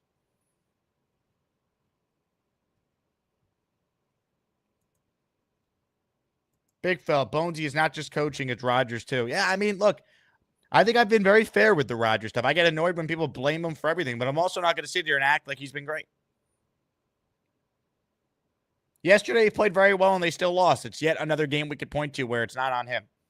But there have been games this year where it has been on him. And also, if he's doing what he's supposed to do, you're able to mask some of the issues this team has. But he's no longer able to do that. So now it's like everything's got to be perfect for him to be good.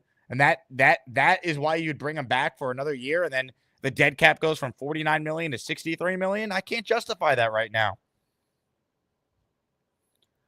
We're 1 game removed from Aaron Rodgers living in the Zach Wilson corner for a week. And now we're going to bring him back?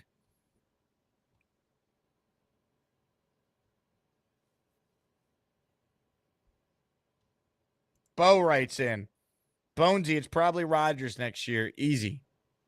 I don't think it's probably Rodgers next year. I would say it's probably 75-25. He's not the Jet quarterback next year.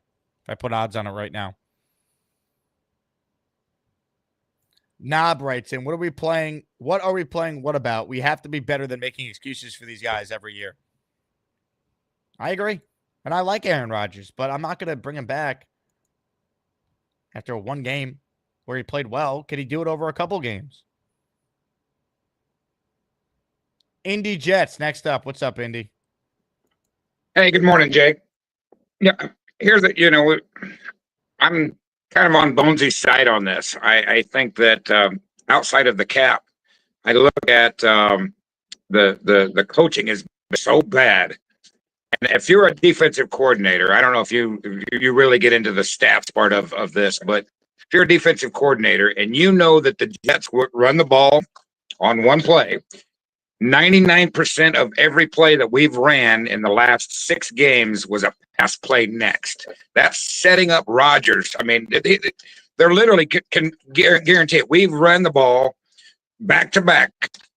Whether you give it to Allen, Hall, Davis, we've ran 2 run plays in a row, 1 time in the last 3 games. So if he hands the ball off 1 time, the defense, just by history, says Rodgers is going to pass it. They're literally setting him up for failure. just by mathematics that they can count on. It's going to be a pass play, regardless of what it is. They can set it up for a pass play. And I've looked at every play for the last time. We won't run the ball back to back twice.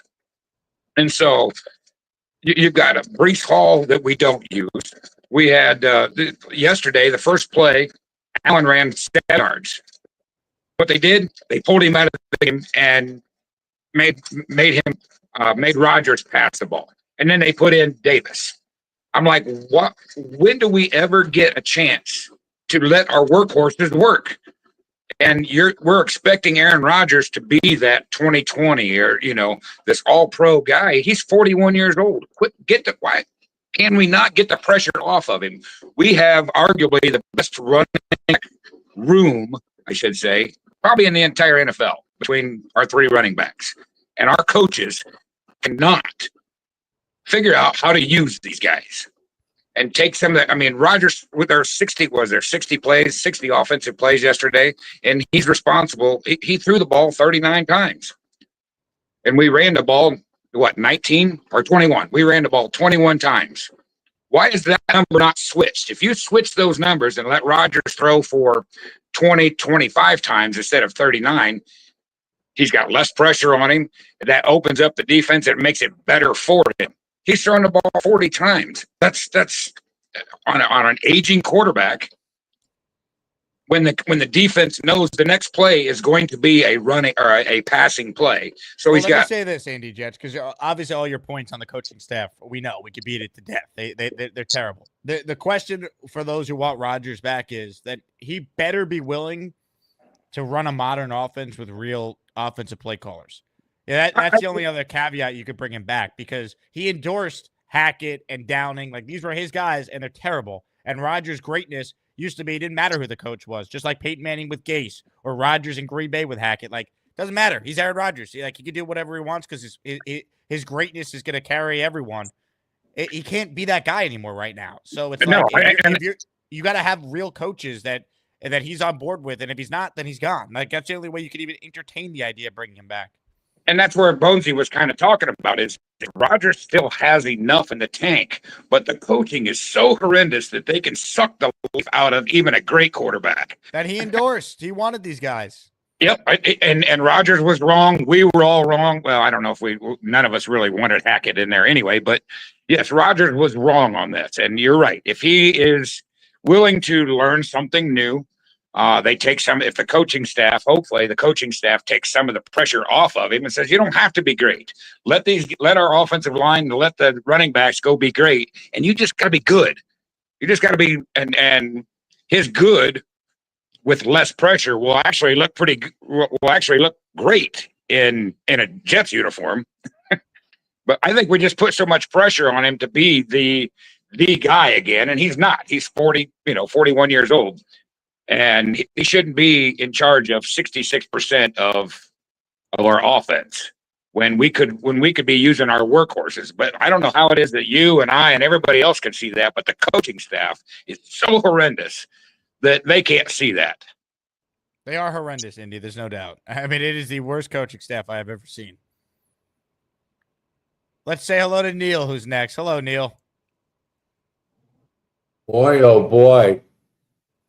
If all I need to do is put my beanie on and my takes are exactly like Joe B's. Is there any discrepancy in what he said to what I said last night? I don't know, Neil. You made like 75 points last night. Oh, come on now. I can't keep track. I don't know what you said. Same thing. It sounded like I was talking. Put the tape on. It's the same thing. The defense sucks.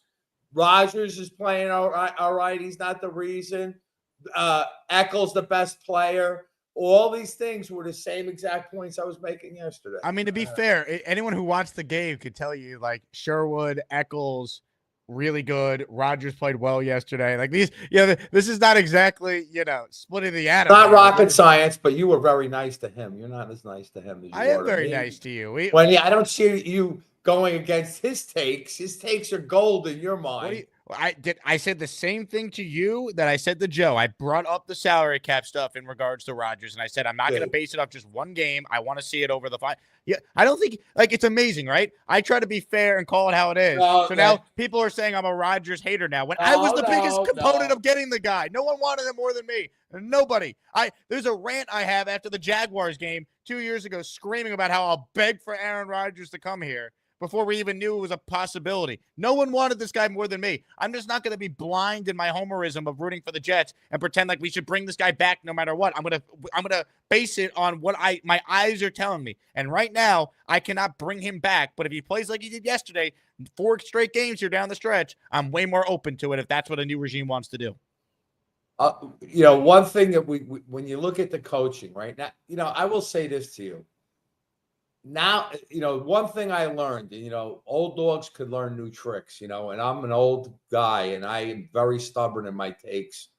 But I will say this to you. I really now believe that coaching is just as important, if not more important, than the roster you have on the field. And I mean, the Chargers are the perfect example. They're in every game with Harbaugh, and their roster is not that good. They really, aside from the quarterback, who's great, the roster stinks. In comparison to ours, player for player, they don't even have a receiver anybody's heard of. And these guys put points up. Now, again, adjustments, right? The Chargers scored no points yesterday. They come out of the gate and they score 2 touchdowns right away and get back in the game. But the more interesting thing was, because we were talking earlier about how the Chiefs find ways to win where we find ways to lose, right? The stat on for the Chiefs, they were 37-2 or some shit when the other team doesn't score a point in the first half. They're 37-2 in those games where they keep the team to 0 points in the first half. Just those stats. You know what I'm saying, Jake? The stats that they have that are coach-telling stats, we just don't have. But I want to mention this. If we did have a good coach, Jake, he wouldn't have let Rodgers play after the Denver game or when he was coming at it at 10 and went back in the game. See, that's where, if you put Rodgers on a pitch count next year, right? Let's just say he shouldn't play 7. Look, the fact that he's going to possibly play 17 games, it shows that he has, that's a notch in his belt to say, hey, I'm not some washed up guy. I played 17 games. That's okay. But my point is, another coach would put him on a pitch count, take him out of games when he's injured, have Taylor in games, do this, do that. My point is, if we just changed minimal things around from a coaching perspective to how horrible it's been, we would have 4 or 5 more wins right now. We'd be in the mix. It's just, that's the real heartbreaking reality to this whole season is we didn't realize just how bad our coaching was until now. I mean, we knew it was not good last year, the year before, but we thought, like common sense said, that, when we were 7-10 with a horrible defense and a minimal offense, that we could do much better with Rodgers healthy.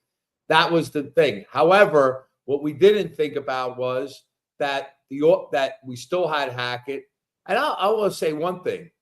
Our play calling has not been horrible, Jake. What do you think? I think the play calling has been worlds better than it's been in the last couple of years. Yeah, I mean, Downey's been pretty good. He's not awful. I think he'll be gone like the rest of the staff. But yeah, I mean, to me, Neil, their biggest problem, it's not talent. It's all coming back to not having a coaching staff. It's very reminiscent to the last year of Kotite, where that team had a lot of leads and they just blew it, and then they brought in a real coach in Parcells, and they go from 1-15 to 9-7, and then 2 years later you're in the AFC Championship game. Like, you could turn it around, but you got to get the coaching hires right. That's really what it comes down to.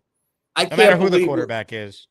All right. I can't believe we're going to have to really focus on a defensive-minded coach again, because this defense is just, it could be fixed really easily just by the stuff that we talk about, in the chat.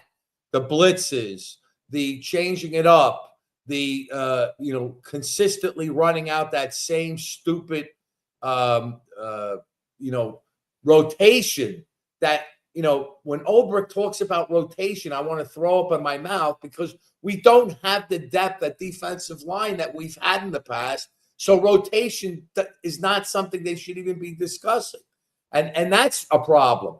The other problem is Ulbrich yesterday, if I was listening to his press conference, he was talking about how the defenses are warriors. And I think at halftime he came out and said he made some great compliments about the defense, especially in the fact that we gave up that 3 points at the end of the first half. That was a difference maker in the game. And, stuff like that. He's too complimentary of his team. He's gone. There's 4 games left of it. He's gone. I mean, he's got to go, and everyone else has got to go. They fumigate the entire building. We'll be fine. Me, Bonesy, the certain guys. Again, I want if Rodgers sucks the next 4 games and he looks decrepit, that'll be one thing. But I think he's healthy now, and I think he's now getting healthier at the end of the season. So my point is, if his trend is going like this, Jake, towards the end of the season, or even flatlining where it is now, how could you not want to bring him back? I mean, I don't think that would make any sense. That will be up for a new GM and coach to decide. But yeah, there's a chance they would want him back in that point. But like Neil, let's not forget, he had been really bad the previous 3 games until yesterday. So can we just see what it looks like over the final? No, I agree. No, look, he's been bad. He was bad the previous game. But like I said, I look at the alternative. The alternative is not good. I mean, if there was a quarterback out there that we could replace him with, or, if somebody really, was, that's something a new coaching staff is going to have to look at. I mean, we have Rodgers in our building. And I'm going to tell you something else. Somebody out there, I got to tell you something. Another team, vis-a-vis maybe 49ers or some other team, is Vikings, again, is a perfect example. They're going to lose Darnold. Tell Rob to stop texting you. No, that's not him. It's my wife. I'm in some group chat with the family and all this, bullshit. What time is the lunch today? People are dying to know. Yeah, we're going over to Vincent's. We'll go to Vincent's, and Rob's all excited about sending pictures to you and everything. I'm dumb.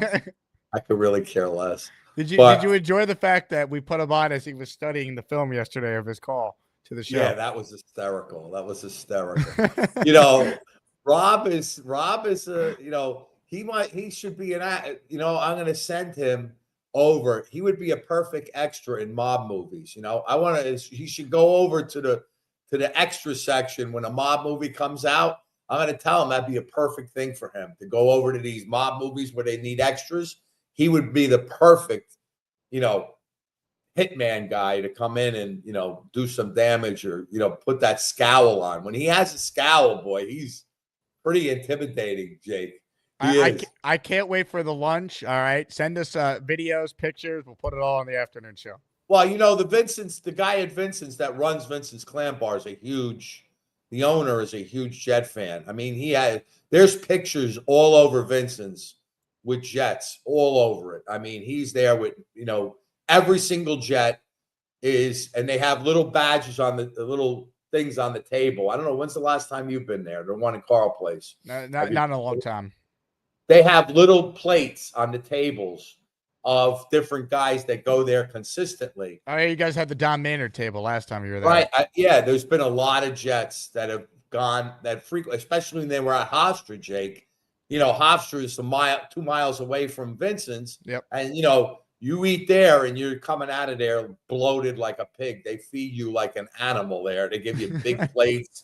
I don't eat like that anymore. I have the lap band like Rex. I can only eat this much food. So I like to watch Rob. I live vicariously through Rob because, dude, he could polish off a plate. He's the type of guy that has that big plate of pasta, right?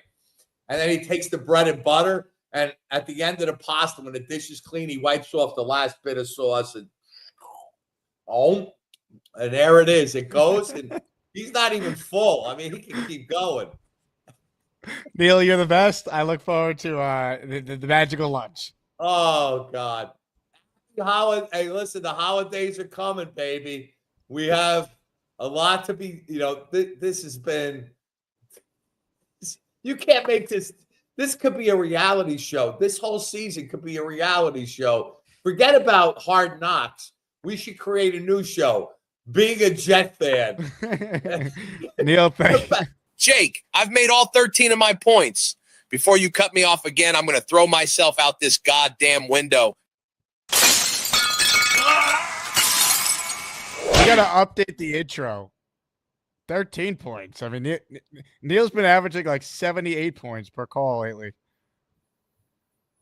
More of your calls right now. Jets Johnny is next. Hello, Jets Johnny. Yo, what up, Jake? How you doing today, brother? What's up, man?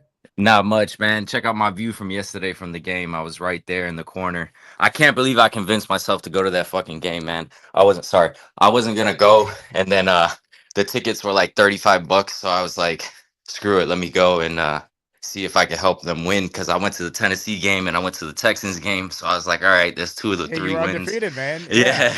So I figured I gotta go because, unlike some people, I never want to lose to the Dolphins. I never want to lose to the Patriots. I never want to lose to the Bills. So I was all in for the win. I was there. I was screaming my head off. But man, some people got me. An entertaining game. I mean, Yeah. There's been games where they just suck. They never have a chance in Miami. Like they hadn't scored a touchdown in Miami since 2021.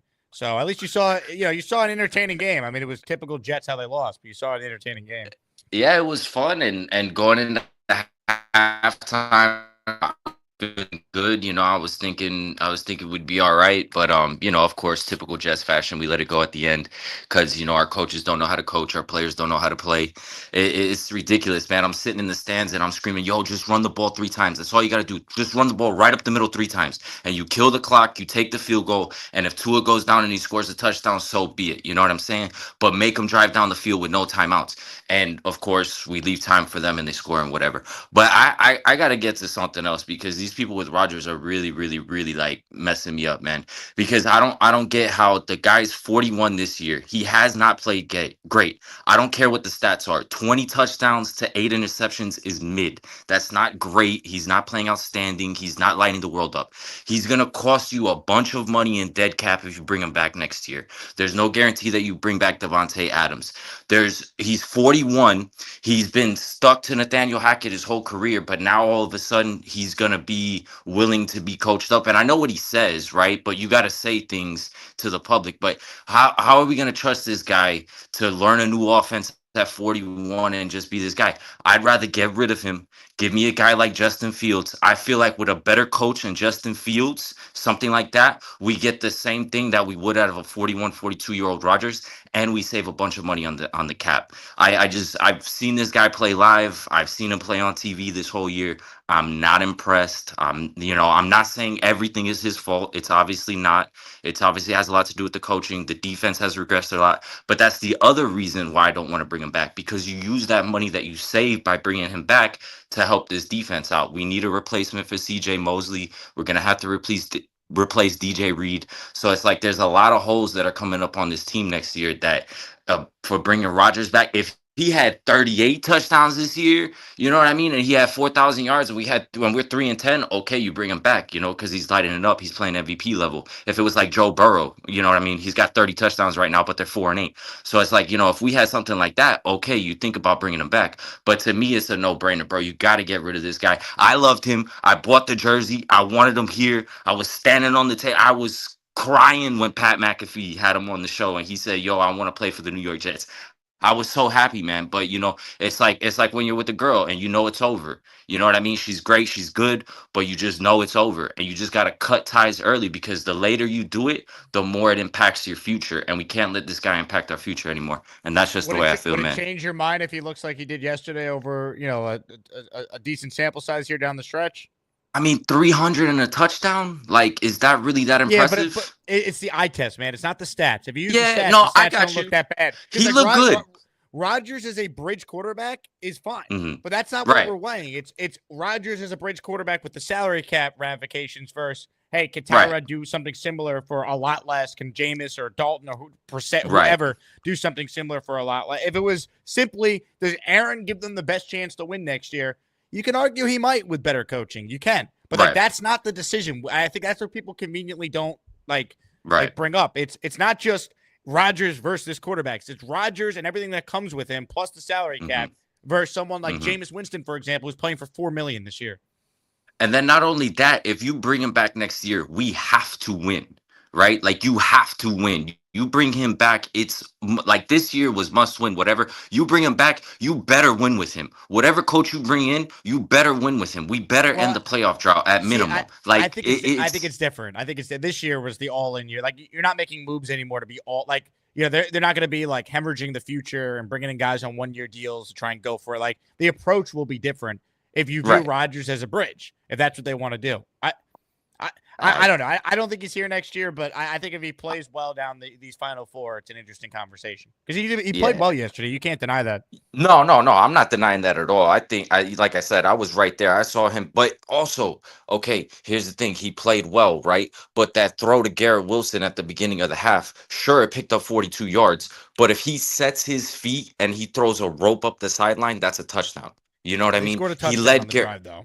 I get you, but it's like, you know what I mean? It's like we're acting like he's still prime Rodgers. Prime Rodgers delivers a rope. I don't think those people aren't serious. We're viewing Aaron Rodgers through the lens of he's a bridge. He's played like that for most of the season. He's been a bridge level quarterback. He's been average to slightly below average, I would say, for the vast majority of the year. Yesterday he was above average. He's had a couple games like that. He's had a couple games where he's been below average.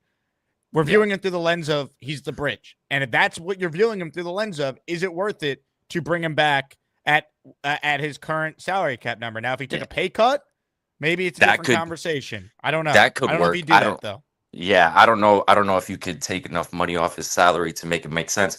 That could be something, you know what I mean? If they could rework his contract, I'd be willing to entertain the idea. But just as it sits right now with the cap hit that you would take by bringing him back, I just don't think there's any way you can do it. But I'll let you go, Jake. I take enough of your time, man. I appreciate you, bro. I love you. Have a good one, man. Johnny, shout out to you for the Chipotle wrap, by the way. Incredible. No doubt, bro. I got a few more coming for you.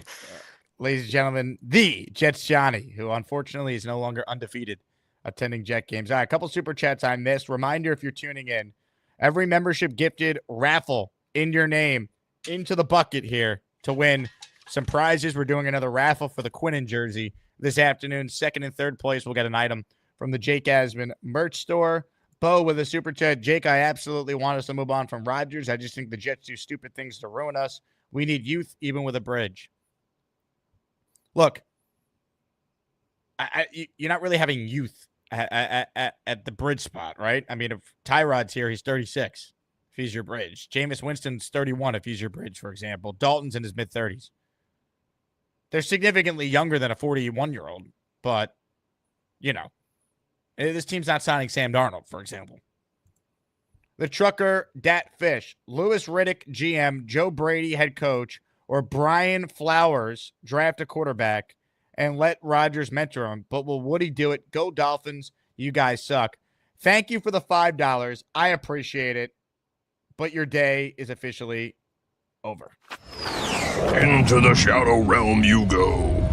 So I'm watching Hard Knocks. Jihad Ward pushed. A little late. Rodgers got real upset. Came back at Jihad with, I don't even know who you are. What the hell was that? Oh, man, come on, Aaron. Give me a break. Tough it up, dude. Hey, man, just want to let you know that sometimes you gotta shut the fuck up. And this current time is just one of those times you gotta shut the fuck up. I don't think you're a bad person. I just don't want to hear you talking anymore. You gotta shut the fuck up. Boom. Guy's a Dolphins fan and doesn't know how to say Brian Flores, his name. What are you, Peter Castro, calling him Brian Flowers now? Bo with a super chat. Neil wants a car with a spare tire on it. Can we please replace the tire we already know is going to fail? Rodgers is a spare tire at best. Fan base is split on this one. Ladies and gentlemen, More of your calls. The Hamburger's next. Hey, Hamburger. Good morning, everybody. How we doing? Oh, we're hanging in, Hamburger. We're hanging in. Listen, I'm not upset about yesterday's loss. It is what it is. You saw a lot of good things from all the obvious, the Sherwoods, the Eccles, Davis, Olu, but Aaron Rodgers, like I said on Friday, if he comes out, even if we lose, but he has a good game, everybody's going to be back on the Aaron Rodgers train. Give it another few more games. Let the guy put together more than one good game. He had a great game yesterday. I thought he was awesome. He brought me back in a little bit. He made me think that I might want him back next year. But he still needs to prove it over at least the next 2 games. At least put together 2 solid games. He doesn't have to throw 300 yards, but at least put together competent quarterback play, which he has not done. And to speak on like Bonesy, like why we're not running the ball. Aaron changes the plays too. He changes the play at the line. They might put in a pass play, but he changes it, or they might put in a running play, and he changes it because of what he sees on the defense. Whether or not that's his fault or not, whatever. I didn't have a problem with the play calling yesterday at all. And on our defense, I don't think it's a lack of coaching at all. I think it's a small defensive line. They got stood up all game yesterday. They were standing up and they weren't able to move outside of the inside to get into what's his name, Tua. So they were getting stood up all over the place. That's why they didn't get pressure. They're just not big enough at some points. Some points they could be quick and get around the outside, but you get another quick lineman, they can't get around him, and you've seen that yesterday. But I don't know, man. This is what it is with the team. I don't know why people get so mad right now. I understand. I want them to win too, but you can't be so mad. This is what the team has showed us all year. We lose in the last minutes of the game. It is what it is, and that's where the coaching comes in. That's why we are what we are. But that's all going to be gone at the end of the year. So whatever we get out of the rest of the season, just pay attention to the young guys. Pay attention to our core guys.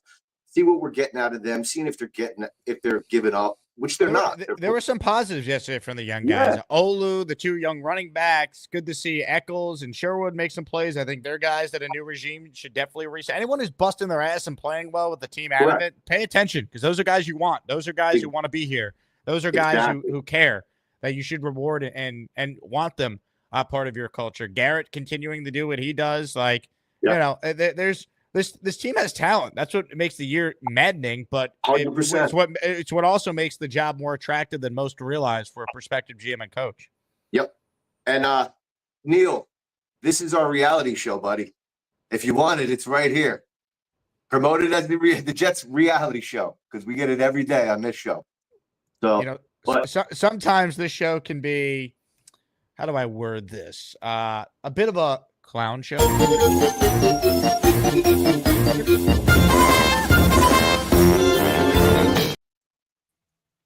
Hey, Bobby.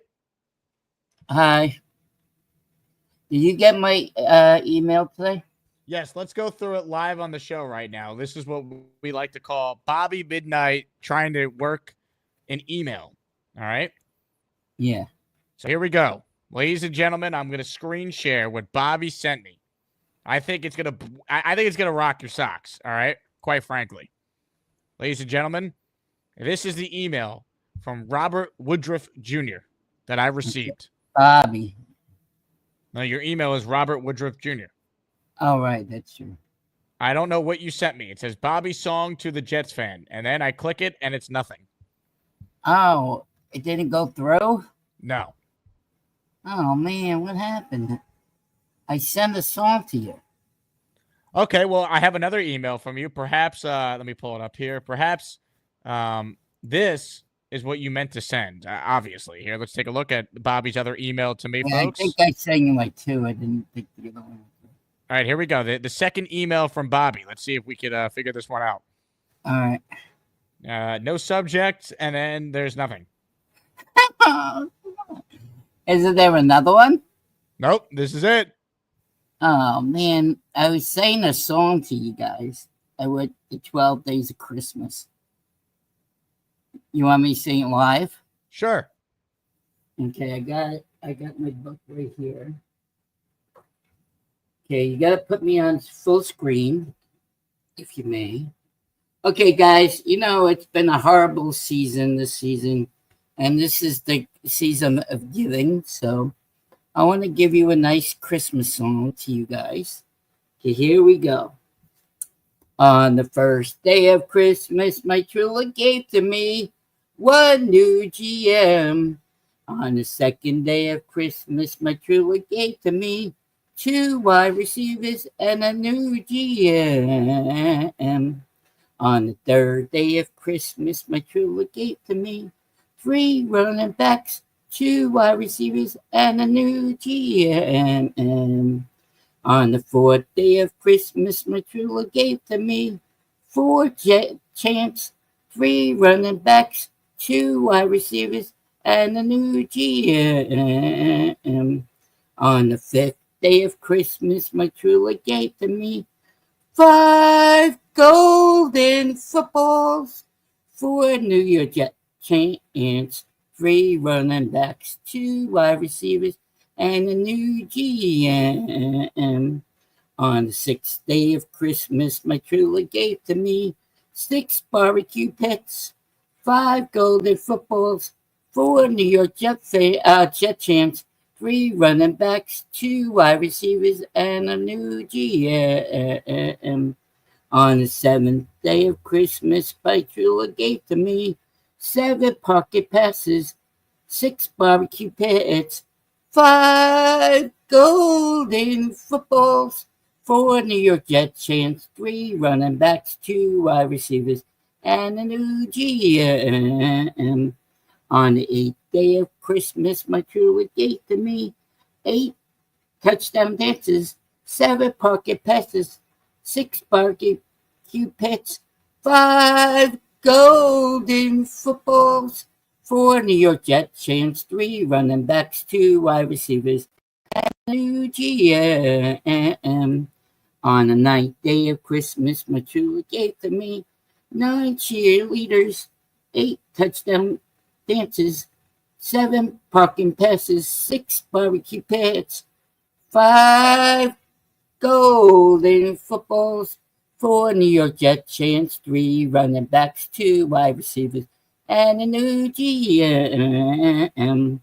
On the 10th day of Christmas, my true love gave to me 10 season tickets, nine cheerleaders, eight touchdown dances, seven parking passes, six barbecue pits, five golden footballs, four New York Jet champs, three running backs, two wide receivers, and a new GM.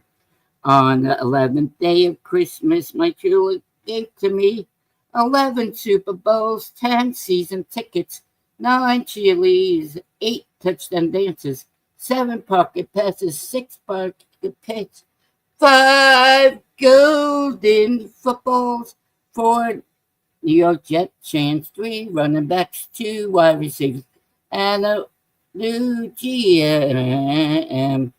On the 12th day of Christmas, my true love gave to me 12 new coaches, 11 Super Bowls, 10 season tickets, 9 cheerleaders, 8 touchdown dances, 7 pocket passes, 6 barbecue pits, 5 golden footballs, 4 Jet champs, 3 running backs, 2 wide receivers, and a new GM for this season. How's that, everybody?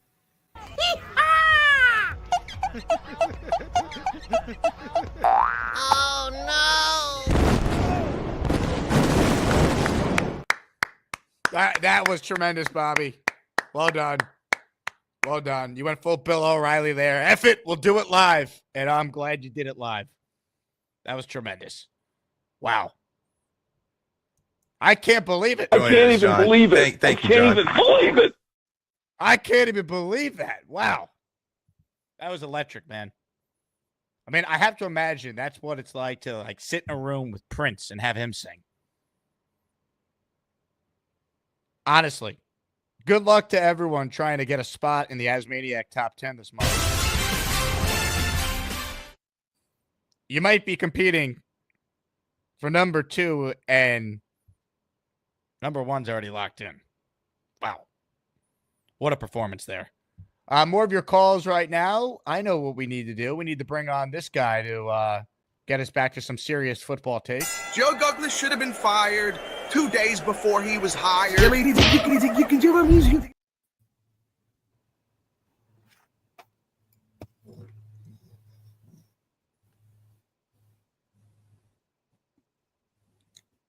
Oh, I couldn't hear you, Jake, over all the Yankee tears. I couldn't hear you over all the Yankee fans crying over Soto. Plants are trying to kill me, so I think I'll eat a stick of butter. All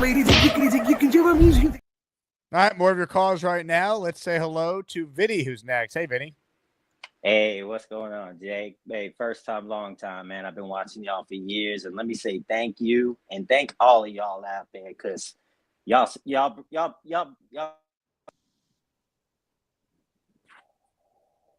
Vinny? Let's see. Oh, God. Here we go. The Vinny internet, baby. Come along for the ride. Nah, not this. Can you hear me? Yes.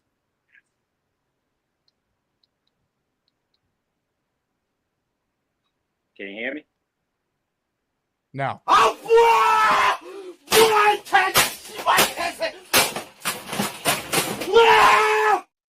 Vinny, try again. Put your phone on Do Not Disturb. I'm sure you got a text or a call that ruined your audio there. If you're calling from the phone, people, Do Not Disturb. NYC 2 SRQ's next. What's up, NYC?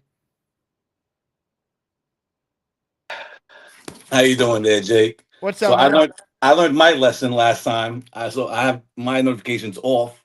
So thank you for giving me that advice. So two things I want to bring up. One Jet thing and then one Yankee Met, if that's okay with you. I did listen to your radio show last night, and I want to bring something up after my Jet talk real quick, if that's okay with you. Yep, go ahead. All right. So the Jet thing, I believe I'm with you and I agree with you. Aaron Rodgers should go. I think I don't want to wait this next 3 or 5 games left. I don't care if he plays his MVP level Aaron Rodgers, right? The age is what the age is, right? Only one person's done it, and it's been Tom Brady, right?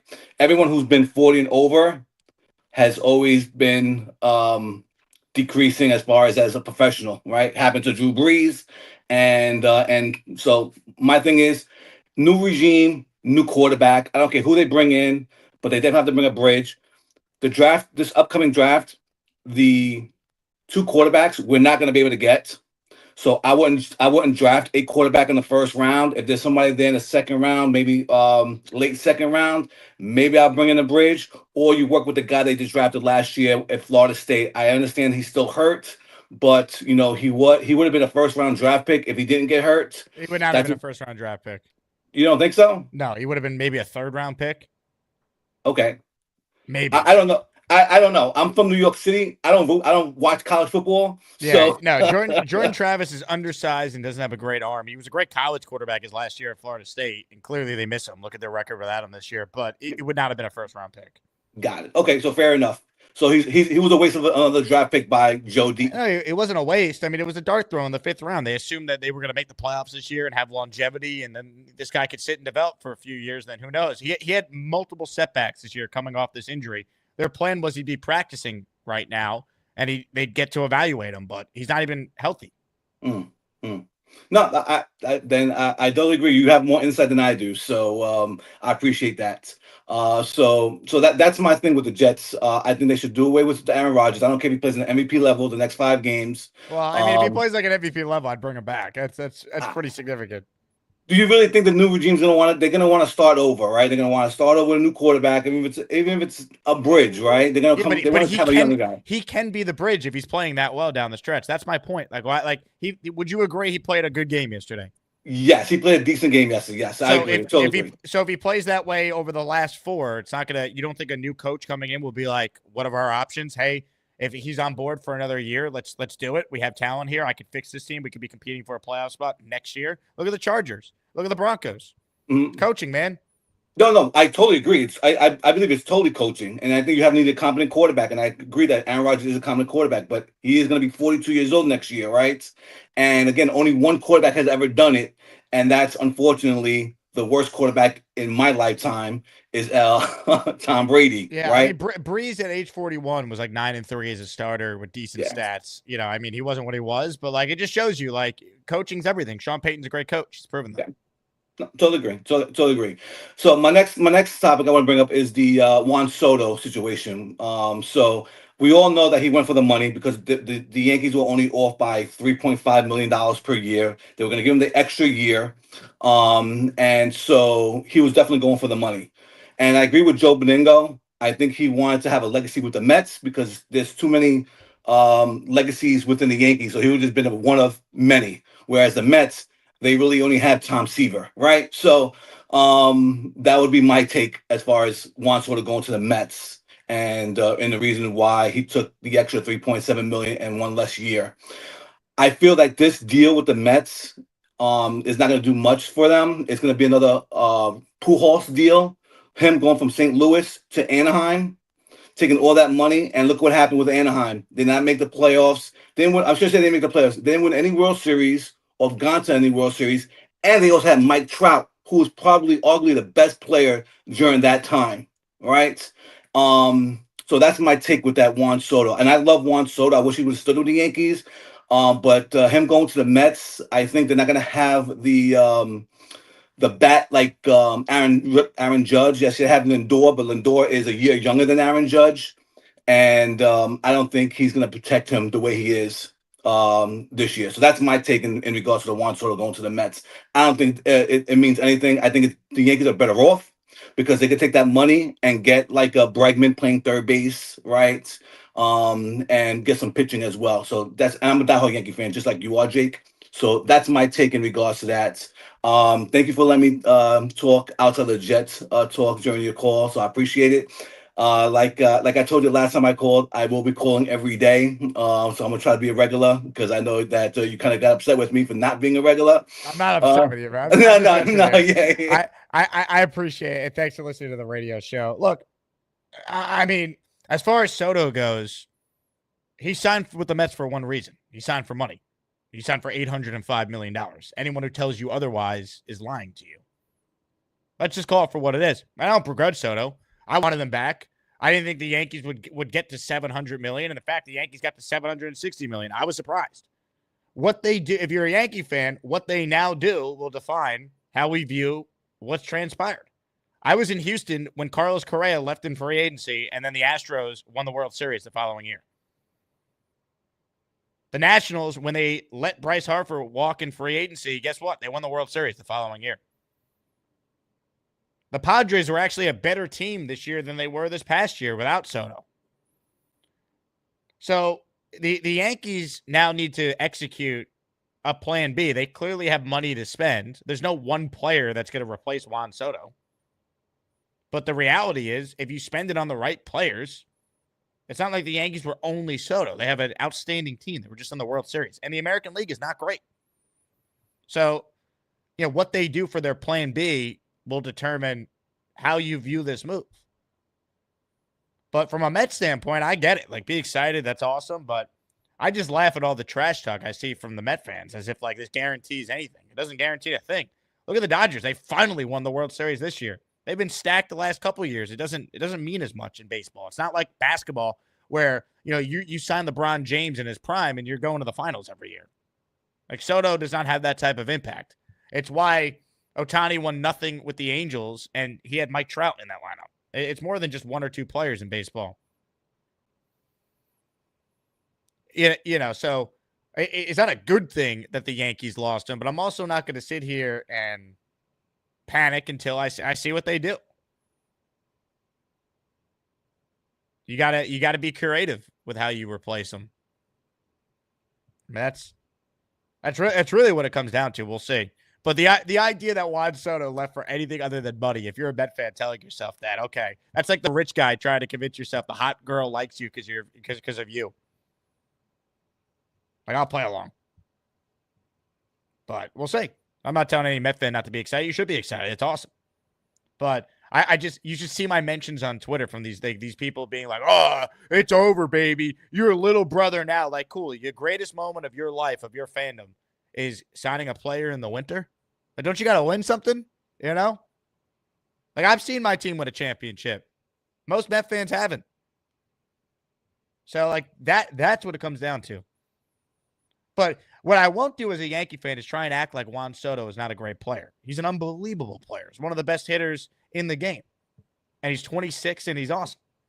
But, you know, I would warn all the Met fans to calm down with the trash talk. That's all I would say. We'll see what happens next. $805 million, though, is why he went there. And anyone who tries to tell you otherwise, come on. Let's try it be rational now. Cashmere writes in with a super chat. Shannon Sharp said Jet fans should apologize to Zach Wilson after this disastrous season. How about we never apologize to Zach Wilson because he's terrible. He's a third-string quarterback, Shannon, please. Shannon's another guy who hates Rodgers, thinks he's Hitler, wants to blame him for everything. I'm okay. More of your calls right now. Let's see if Vinny's internet will work. Hello, Vinny. Hey, can you hear me? Yes, sir. Oh, that's awesome, man. Hey, first off, I want to thank you and the whole community. First time, long time. First time really getting involved calling. So shout out to all you guys out there. I appreciate you calling in, man. Hey, anyway, I'm a Rodgers truther. So I'm with Neil, Bonesy, and all them guys. But ultimately, we could debate that all day. It's going to be about the GM, the new GM and the new coach, whatever they decide. You know, that's what I think likely happens here. I mean, if you're Woody Johnson, you have to let a new GM and coach decide what they want to do with Rodgers. It's all about what they decide. Let me tell you, if he does light it up, you know, and let's say a guy like Vrabel does get the job, you hear that they're boys, maybe they decide, you know, something to bring him back. And maybe he comes to the table and knows it's his only option and says, all right, I'll give you an extra year. We'll work something out. You're going to get the cap hit for the couple of years anyway. But if he's willing to give you a couple of years, maybe something works out. It's a pipe dream. But you never know. You're talking about Rodgers for a couple of years? I'm saying if he wants to go one more, maybe two with Vrabel. He's at a point now based on how he's played. You're year to year with him at best. Like you're talking about just next year. Absolutely. But I'm saying also if he's able to show something these next 4 games, that's going to be part of the equation too, obviously. Yeah. So there's a lot of variables to the whole thing in general. You know, we can't just say it's black and white. There's going to be a lot of nuance in the next 4 games, whoever gets the job, everything. You know? I agree with that. I think who the coach is definitely impacts what their thought process might be on what they want to do at quarterback for sure. Yeah, and one more thing before I go. Don't let them gaslight you. Like you said, it wasn't $5 million. They offered over $800 million. Yeah, and I just read this morning. I mean, Boris went back to the Yankees last night. I'm reading Ken Rosenthal's piece in The Athletic and basically said, hey, the Mets increased their offer. You know, will you go up from $760? And the Yankees were out at that point. I didn't think the Yankees would ever get the $700 million. So I'm not going to criticize how. I mean, it is what it is. Like Steve Cohen's got more money than any owner in sports. It's all about what he does with the money now. He's got to be wise with what's left. Period. That's it. Yeah, I agree. Look, there's a lot of ways the Yankees could approach this. Now, there's no Juan Soto out there, so any Yankee fan is like, this is somehow good. Like, stop it. All right, it's not. Doesn't mean they can't figure it out, though. I think what hurts the most is Soto was perfect for what the Yankees have been missing during the Aaron Judge era. The guy rises to the moment, whereas other than Giancarlo Stanton, no Yankee is hitting the postseason like Soto did. And that's the difference. You know, we know he's not great defensively, but you don't care about that. You care about his bat. And now they got to find a way in the aggregate to basically replace that. Whether it's, you know, Christian Walker and Bregman, all this. But see, but I laugh at like the Nates of the world, little brother Yankees. Like, this is what I mean. You got to win something. You haven't won anything. I laugh at that, Nate. I really do. Like, congrats. You should be happy. He's an awesome player. But the little brother stuff, you got to win, man. That's the whole point. Ladies and gentlemen, we will give him an opportunity to make his football point. Knockouts don't matter if you land enough jabs. I mean, you can do it.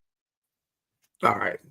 I do want to touch on the Soto thing, but I'll do the football thing first. Look, guys, Rodgers is a legend. I think at his best, he did it better than anyone who's ever lived. That's being said, he's 41 and it's over. He's not going to get better next year. It's just going to be this or a little bit worse.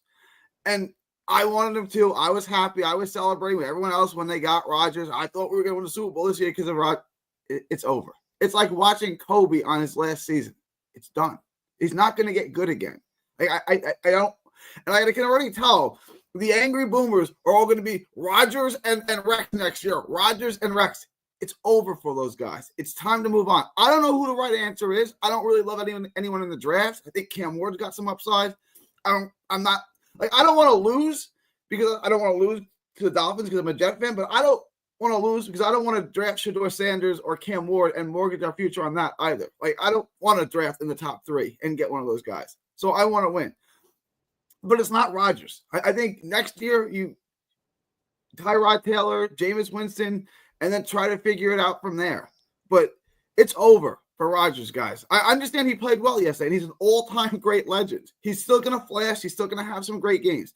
But he can't do it every single week. He can't do it most weeks, and you're seeing that. Does that mean he can't have any more good games? No, but he can't put it together for a whole season anymore. But if you're viewing him through the lens of is he your best option as a bridge, then I think it's a different conversation. It's why I want to see what he does over the final 4 weeks of the season. He played well yesterday. Can you acknowledge that? He did. He did. So what if he puts together 4 more games like that? If he puts 5 weeks in a row together of really good football, is a different That's what I'm saying. conversation. Because remember, the conversation was, oh, he's not healthy. And then I'm like, okay, well, maybe he got healthy over the bye. Let's see it. He definitely moved around better last week, but he didn't play well. Yesterday, he actually played well, and they should have won. Like, he did not. He's not the reason why they lost. So it's like I want to see what he looks like over these last 4 and see if, he could put together back-to-back games in a row where it's like, all right, he's a solid quarterback. Like, we got to consider bringing him back. If he, 1, wants to play, 2, he'll run a modern offense, and 3, a coach wants him. Like I think it's unlikely he's here. I'm just not going to completely dismiss it because, as we know, things change. And at $23 million next year against the cap, like, it's pretty manageable for a guy if he plays like he did yesterday these last 4 weeks. The other thing I wanted to ask you, Vincent's Clam Bar. Wish I was back in New York. I love that. The one in Carl Place. I love that place. That place is fantastic. That's really, really good. They got the tremendous spot. Yeah, they got the Feast of the Seven Fishes. It's all like the scungili and the calamari and the shrimp all over the linguine. Oh, I love that. I love that place. They're making me hungry thinking about it. I love that place. It was right by Hofstra. I used to go there all the time.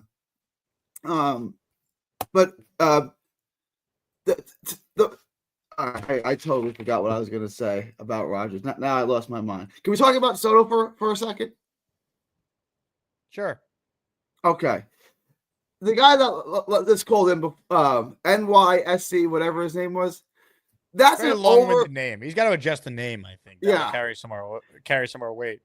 That is an over the legal limit amount of copium that you just consumed on that call. And comparing him to Pujols, who was 32 coming off a career worst year, it's not even close to the same thing. This is a guy that's 26. You heard what I said. I'm like, the idea that this guy is not a great he's one of the best players in the league and he's 26. Like, that's why the Yankees offered him $750 million because he's really, really good. Yeah, because of his age. Like, the reason why Soto is so unique is because of what he's already accomplished and his age. Like, he's been in the league since he was a 19-year-old. That's how he hits free. This is a modern day Alex Rodriguez hitting free agency in 2002. Like, that's what we're talking about here.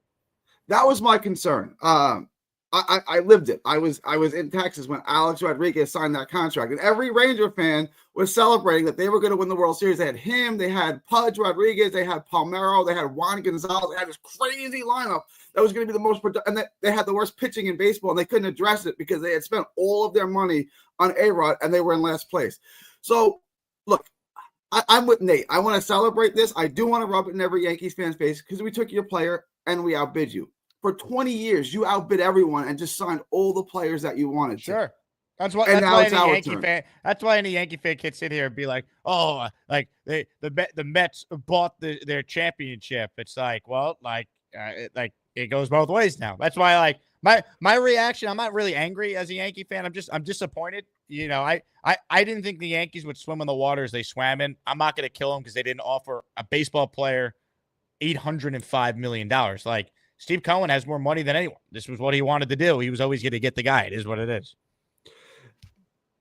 It is our turn now, and like Tom makes a great point, though. He's right. Remember, the Yankees already won 4 championships. They went to the World Series 7 times. They won it 4, or actually, they went to the World Series at this point 6 times. They won it 4. Then they added A-Rod, and from 04 on, they won 1 title since. So, and they only won 1 with A-Rod. So, like, you know, it's baseball, man. It's a lot different than other sports where you add the star and it changes everything. This is not LeBron signing with Miami where they're guaranteed to go to 4 straight finals. You know, it's different. It is, but you have him and Lindor, and you're going to say Judge is better hitter than Lindor, and that was enough for the Yankees when the World Series. So why is Lindor enough? Maybe it's not. Maybe it is. Maybe it isn't. I don't know. But the Mets are going to be really, really good, and like it's a statement that for Uncle sure. Stevie Dollars is willing to spend any amount of money to win. And if you're a Met fan, like that's a good sign because you Well, watch that's what you want. Yeah, I mean, of course, anyone who would dispute that's just not being honest. Like this is what you wanted when this guy bought the team, the ability to do exactly what he did. And the thing is that he only went for the money. Yeah, he took the money. Of course he did. He's an employee, and employees work for a wage. This company offered him more money than that company. He doesn't have to move. He gets to stay in the same house. Why wouldn't he take that? I mean, you would take it too. If a company down the street offered you, what is it, 3 million more or whatever it was, 5 million more to do the same job, you wouldn't take it? Of course you would. I don't understand that as a negative argument. He took the money. Of course he took the money. Well, no, I think it is. There's some Met fans. I'm not saying you, Gary, but a lot of Met fans trying to like drink the Kool-Aid, like, oh, Steve Cohen sold him on the vision, and he brought like the team chef into the meeting and said, hey, this is what we're gonna do. Like, stop it. They offered him. He loved being a Yankee. He loved playing with Judge. The story this morning goes the Yankees had a chance to counter it because I think ultimately if it was even, maybe he would prefer the Yankees. But the Yankees never got there because Cohen, I think, just would have kept raising the price more and more and more. And I was shocked the Yankees even got the $700 million. So the fact that the Yankees' final offer was $760, like you can't criticize the Yankees for not getting them. Steve Cohen's got more money than anyone. If he wanted the player, he was going to get him. If it was only about money. That's like the last thing. He did take the money. It's an ego play. He's getting $800 million. I get it. But at the end of the day, right? I said the same thing. We talk about Rodgers and Eli, who had a better career. And you said that Rodgers made more money. Yeah, Rodgers made more money than Eli, but Eli made $250 million playing football. At a certain point, what's the difference between $760 million and $800 million, right? I understand $45 million. Okay, I'm not stupid. But you'll never see the difference. Your kids will never understand the difference. Their kids you'll never know the people who feel the difference between $800 million and $765 million.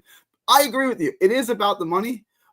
Like, when we're talking about that much money, how much it really is $5 million a year? It's ego, though. That's how these guys keep score. No, I agree. It's ego. It's ego more than it is money. It's being able to say you're the first ever professional athlete to sign an $800 million contract. That's the thing. People are like, he really went to the Mets over $5 million. No, man, the escalators in the deal, if he doesn't opt out after 5 years, it goes to $805 million total. Like that's what he signed for. It wasn't 760 versus 765. Yeah. It's $805 million versus $760.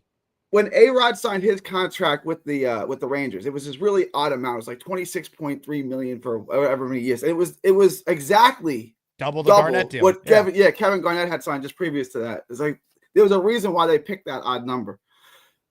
That's all I got, Jake. I don't know what to make of this weekend. Texas sucks. The Jets sucks, but I got Juan Soto. So I don't know if this is a good weekend or a bad weekend. Happy. Of course you should be happy. I would just caution everyone to like the Mets didn't win the World Series last night would be my point. Like, now the expectation, like you had this great fun season out of nowhere. Now you got to win. Otherwise it hurts more. Like there's no more like, man, like what a great season. It's fun. Like now it's devastating if you don't win. Like the Mets had the 2017 Yankee season this past year and the Yankees haven't won the World Series since. And every year you don't win, it hurts even more. Just like this year, getting into the World Series and losing, that's the worst. So it's like, now you got to win. Can I address Big Fella's question from his Big Sure. Fella Super Chat? I love it. And if it wasn't Texas, they wouldn't get the 5 seed. They would have gotten 8 or 9. Their best win of the season is over A&M, a 17-7 win over A&M. They don't deserve to be the 5 seed. They didn't have a better season than Notre Dame. They didn't have a better season than Ohio State. They got the 5 seed because they're Texas. And I love it. So you get the 2 worst teams in the whole playoff, Clemson and Arizona State in the first 2 rounds. If you can't beat those teams, you can't beat anybody, right? But you couldn't ask for a better draw.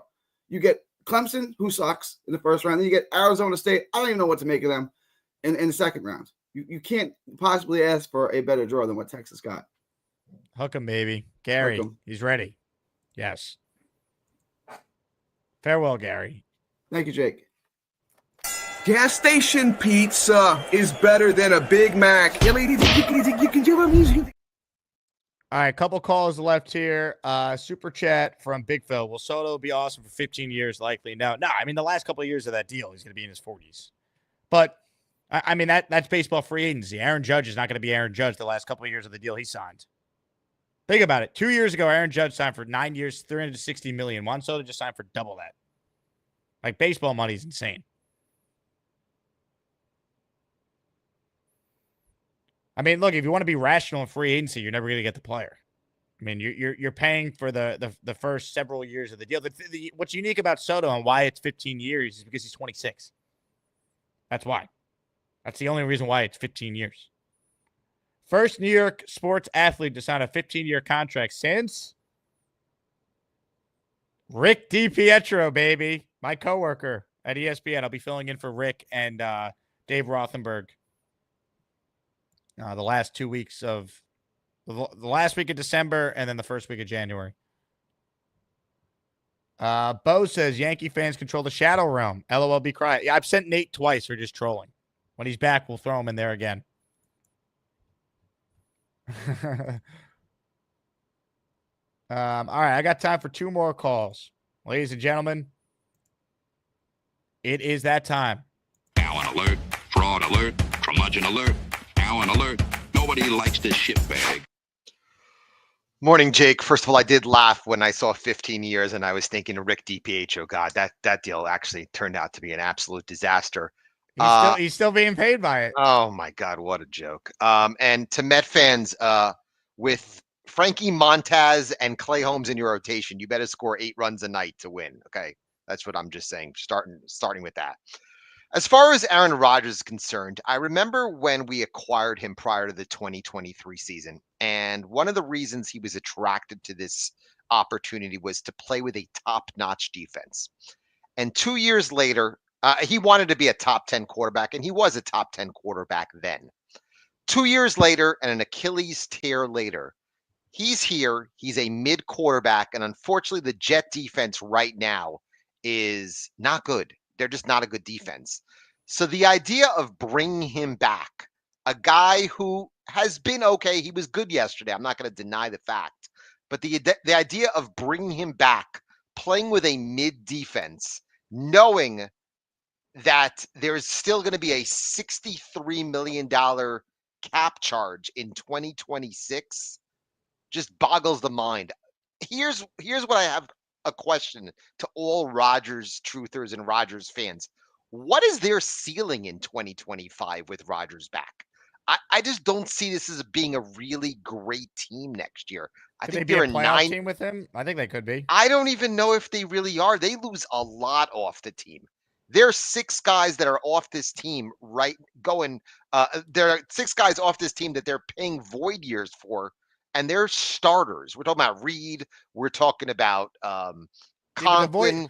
But the void stuff, it's not that much. Like, we're not talking about catastrophic hits. It's about $40 million with all the void contracts that are. They got over it, but right now I'm in the camp with you. I wouldn't bring Rodgers back, but to be fair, this team is super talented and they have $50 million in dead cap right now that they're dealing with. Like, the cap goes up every year. That to me is not the issue. The issue is what you said about the $63 million in 2026 for a guy who's been mediocre for much of this year. I got to see him play a lot better these last 4 to even entertain it with a new regime. what I worried about yesterday is beating a really poor defense. And I expect the same thing next week. I don't think Jacksonville has a really good defense. And what I saw yesterday, I don't know if the Rams really have a really good pass defense. I could see him lighting him up a couple of weeks from now. But I want to see him go into Buffalo. I know Buffalo's defense didn't play particularly well yesterday. I want to see Rodgers go in that building in 15-degree weather against that defense and light it up. So for me, the idea of giving him of keeping him for 2025 for a team that my guess is at peak a 9-win team just does not make sense, knowing the ramifications of 2026 and 2027 on the cap. I know Neil yesterday, he said, oh, the cap is fugazi and we don't have to talk about it. Unfortunately, it's not fugazi. $63 million of dead cap for a quarterback that's not going to be here is a lot of money. It does not make sense for a guy who at best is a mid-tier quarterback in this league. It's not like you're expecting top-tier quarterback play. And again, we don't have a great defense anymore. So I don't know what bringing him back really benefits this organization. And again, for the top-notch GMs who are going to come here and be attracted to this job, I don't think many of them would want to come here and be burdened with a $63 million cap hit in 2026. They might think to themselves, you know what, 2025 might be a wash year. We can get rid of all that money and then think of the future and start with 2026 when we're going to have a lot of cap room. That's just my opinion. I know there are a lot of Rodgers truthers out there, but I just don't see him as a guy right now, if you look at 2025, as a guy who can carry this team with a marginal defense behind him. Yeah, I just think we got to see him play a whole lot better to even entertain it. So I'm with you. The one scenario where I think it's interesting, if they are somehow in position to get one of these quarterbacks coming out, I wonder how that impacts the thought process of would it make sense to have that guy truly learn behind Aaron Rodgers? Like, would that weigh in on it, right? Because then, like, we bring up the cap ramifications. Well, if you have that guy on a rookie deal, you're not worried about it, you know? But we're talking about the scenario where they're not in range to get one of these top 2 consensus quarterbacks. And then it's like, what do you do? How do you manage the cap? But if it's like they clearly have a path to get their quarterback, that guy sits, would it make sense to have Rodgers here for one more year? That to me would be interesting. But when you mention the word bridge, and that's where I listen to when you say the word bridge, usually bridge quarterbacks do not come with a $63 million cap hit the year after he's gone. That's the problem. This is a very one-of-one situation because of the injury last year and what he was brought in for, you know?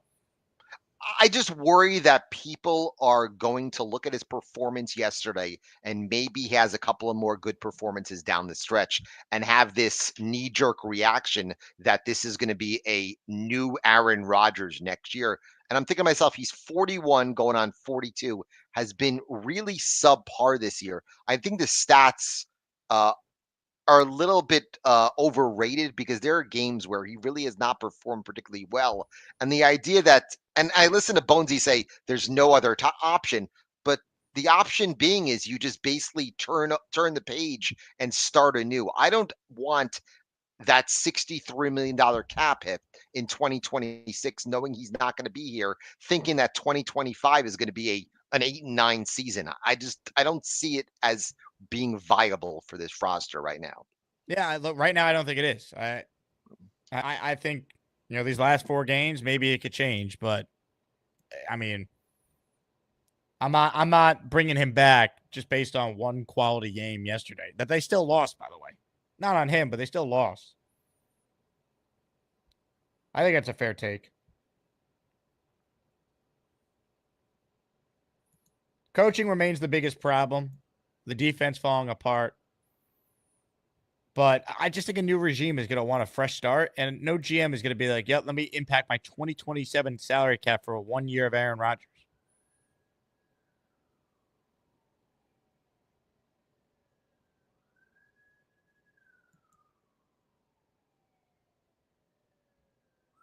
I mean, we know he played through a ton of injuries this year.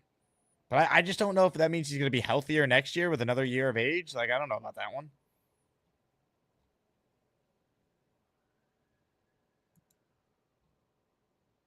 hit the like button if you haven't. We might have a special surprise to end the show here. I'm working on it right now.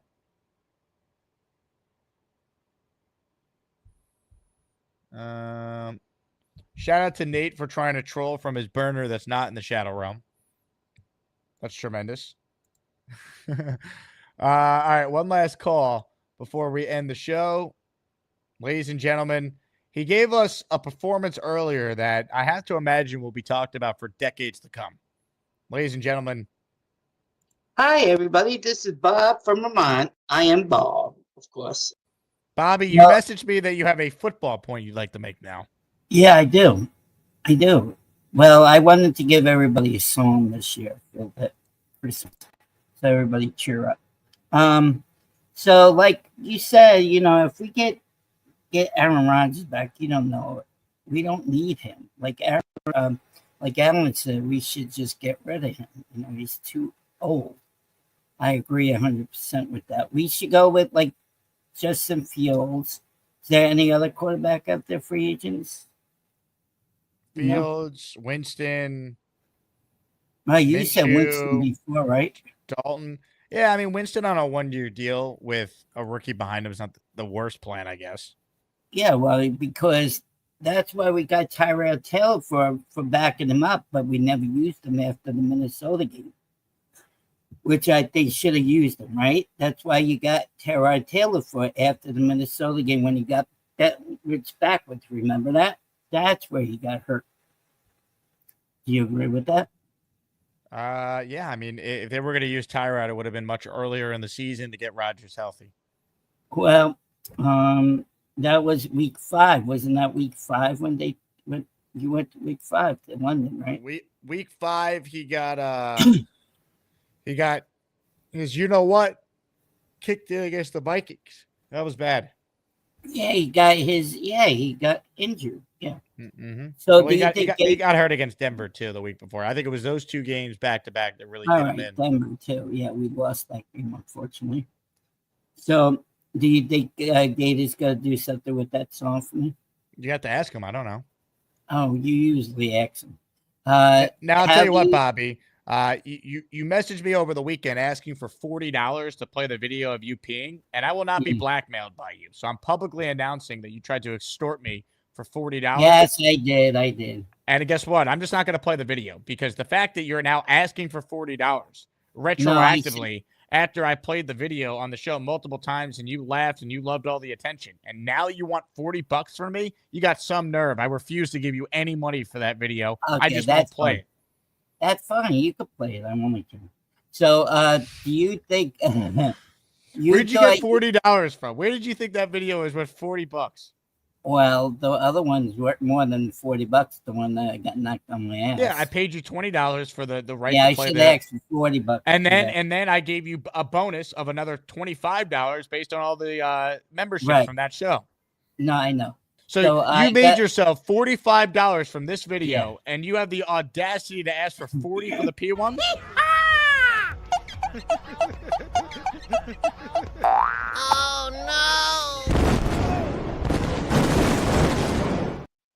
no! You greedy pig! Who do you think you're, Juan Soto? No, I'm a capitalist. I don't care.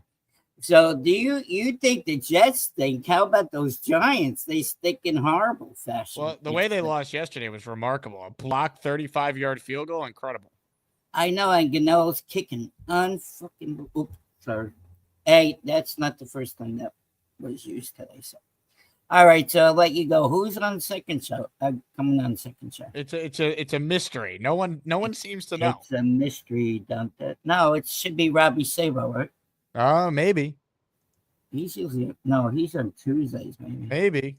Or Andrew Faracco, he has to look through well, at least it's more positive. You call him Faracco. You know it's Fialco. Fialco, yeah. Yeah. What did I call him? Faracco. Oh, yeah, I know. Me and my words. All right, thanks for having me on again, Jake.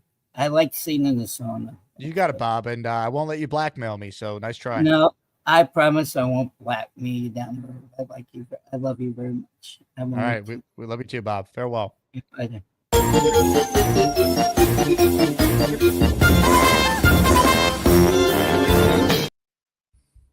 Let me read you guys my Discord conversation with Bobby Midnight over the weekend here. Hi, Jake, my friend. I think if you want to still play the peeing video of me, I would like $40. Is that okay with you? Jake, thank you for answering my question. Wow, Jake, are you going to answer my question soon? Thank you for nothing, Jake, my friend. Jake, are you mad at me? Jake, how was the hockey game last night? Hi, Jake, my friend. I think if you still want to play the peeing video of me, I'd like $40. Is that okay with you? And then I finally wrote to him, no, I won't play it. Bobby, Jake, are you mad at me? I will not be blackmailed, Bobby. You got some nerve asking for $40 for a video I already played on the show multiple times. I just won't play the video now. But guess what? I'll keep playing this one.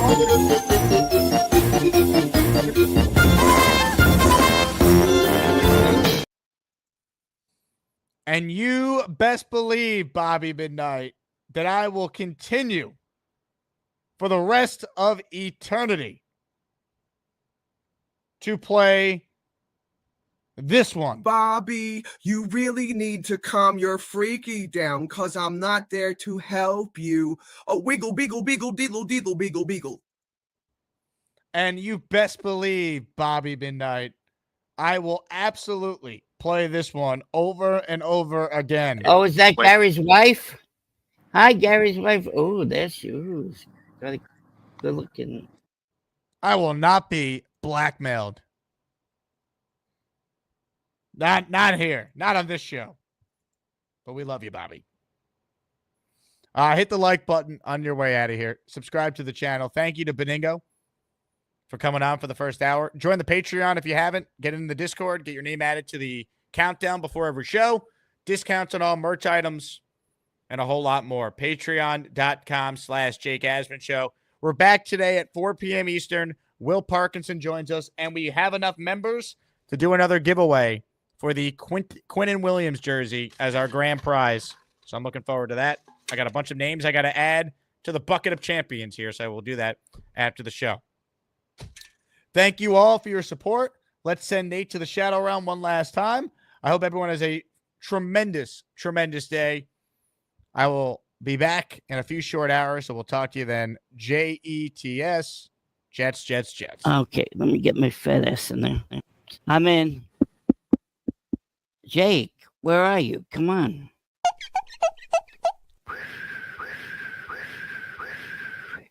I look like a dunce here. Can somebody talk to me?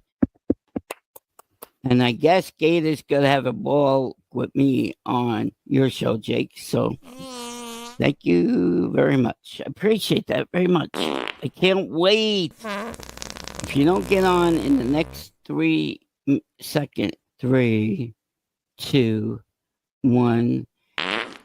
Jake makes me look like an ass sometimes. Okay, I'm getting into my black chair, Jake. Now, there we go. Now he pisses me off. I'm showing everybody my fat ass now. That was me, Bobby. No, that wasn't you. It was Jake. Yeah, next time I should go to the bathroom. Joining us right now is Gary. Hello, Gary. No, it's Gary's wife.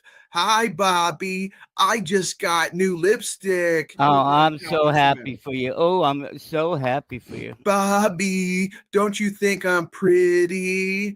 I know Sarah's pretty, but you love me too, right? Okay, let's get back to Jake. Oh. We're done with this. This is creepy. You want to see creepy? That's my husband. Creepy. Jake, why you do this to us? Man, this is like embarrassing. Don't be embarrassed. I mean, being embarrassed is waking up next to boxing gloves every morning. No, I'm just saying.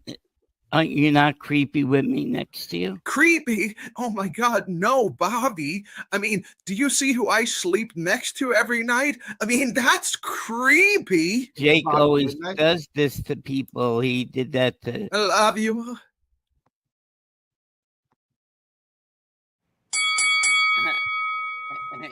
Gary, what's up? You're on for like 2 minutes. You didn't hear that? Jake put you on, you're sitting there, and then he's ringing the bell. Yeah, my wife. Shut up, Gary. Bobby, would you sing me that pretty song that you sing me? When I think about you, I touch myself. Ooh, I want to make you mine. This is a good song, guys. It's a good song. You ain't kidding, Bobby. This song rules. When I think about Bobby, I do things. How did I do? Bobby, that was amazing. Weedle beetle, deedle deedle, beedle deedle deedle beagle. Jake. Hello and welcome to the Jake Asman Show Green Room. Come on. Please be patient and look straight forward at all times, being prepared as Jake may bring you on at any moment. If in fact you have to leave or go to the bathroom, please exit the chat and then return to the call and Jake will put you back in line.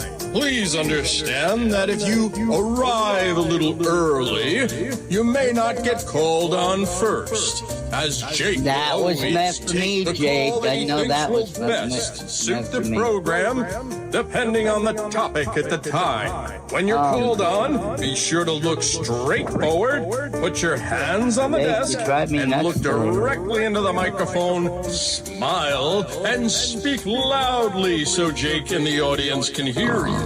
Also, please refrain from using foul language, as the Jake Asman Show is a family show. Also, unless your name is Bobby, you must make sure to show your entire face. Otherwise, please put your head down and only show the top of your hat and perhaps a little bit of your eyes and nose. If you're on an Android phone, you may exit at any time, as those things are utter pieces of shit. Once again, we appreciate your patience and please stay silent, looking straight forward, and be prepared, as Jake can bring you in at any time. One suggestion is to write down your thoughts so that when you are brought on the show, you have everything in order. Jake, I don't want to hear what you have to say about the Jets, our beloved New York Jets. The Jake Asman Show thanks you and looks forward to your next syllable. You talk to Alan, but you can't talk to me. Oh, thank you. Stop that freaking noise. Stop. Stop farting. Stop with that farts. What's up, fellas? Come on. What are you doing? You're in trouble now, Jake. Hi, Mr. Bones. How you feeling today? How's the little kids doing? I can't concentrate. Jake. Been a pimple on my ass all morning so far. He's playing extra fart sounds, so we gotta.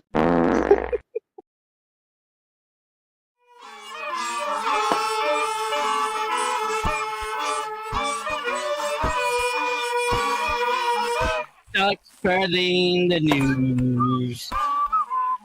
I'm leaving today. I want to be a part of it. New York, New York. He's back on you. Running Trey. There we go. New York, New York. Yeah, Bobby. I want to wake up in the city at the sweet and the king of the hill, top of the heap. These little town blues are melting away. I'll make a brand new start of it. New York, New York.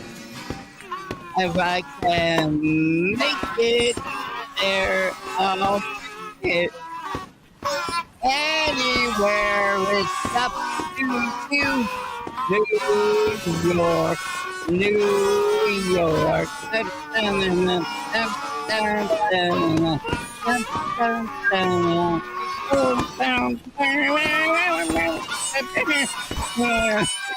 Yeah, Bobby.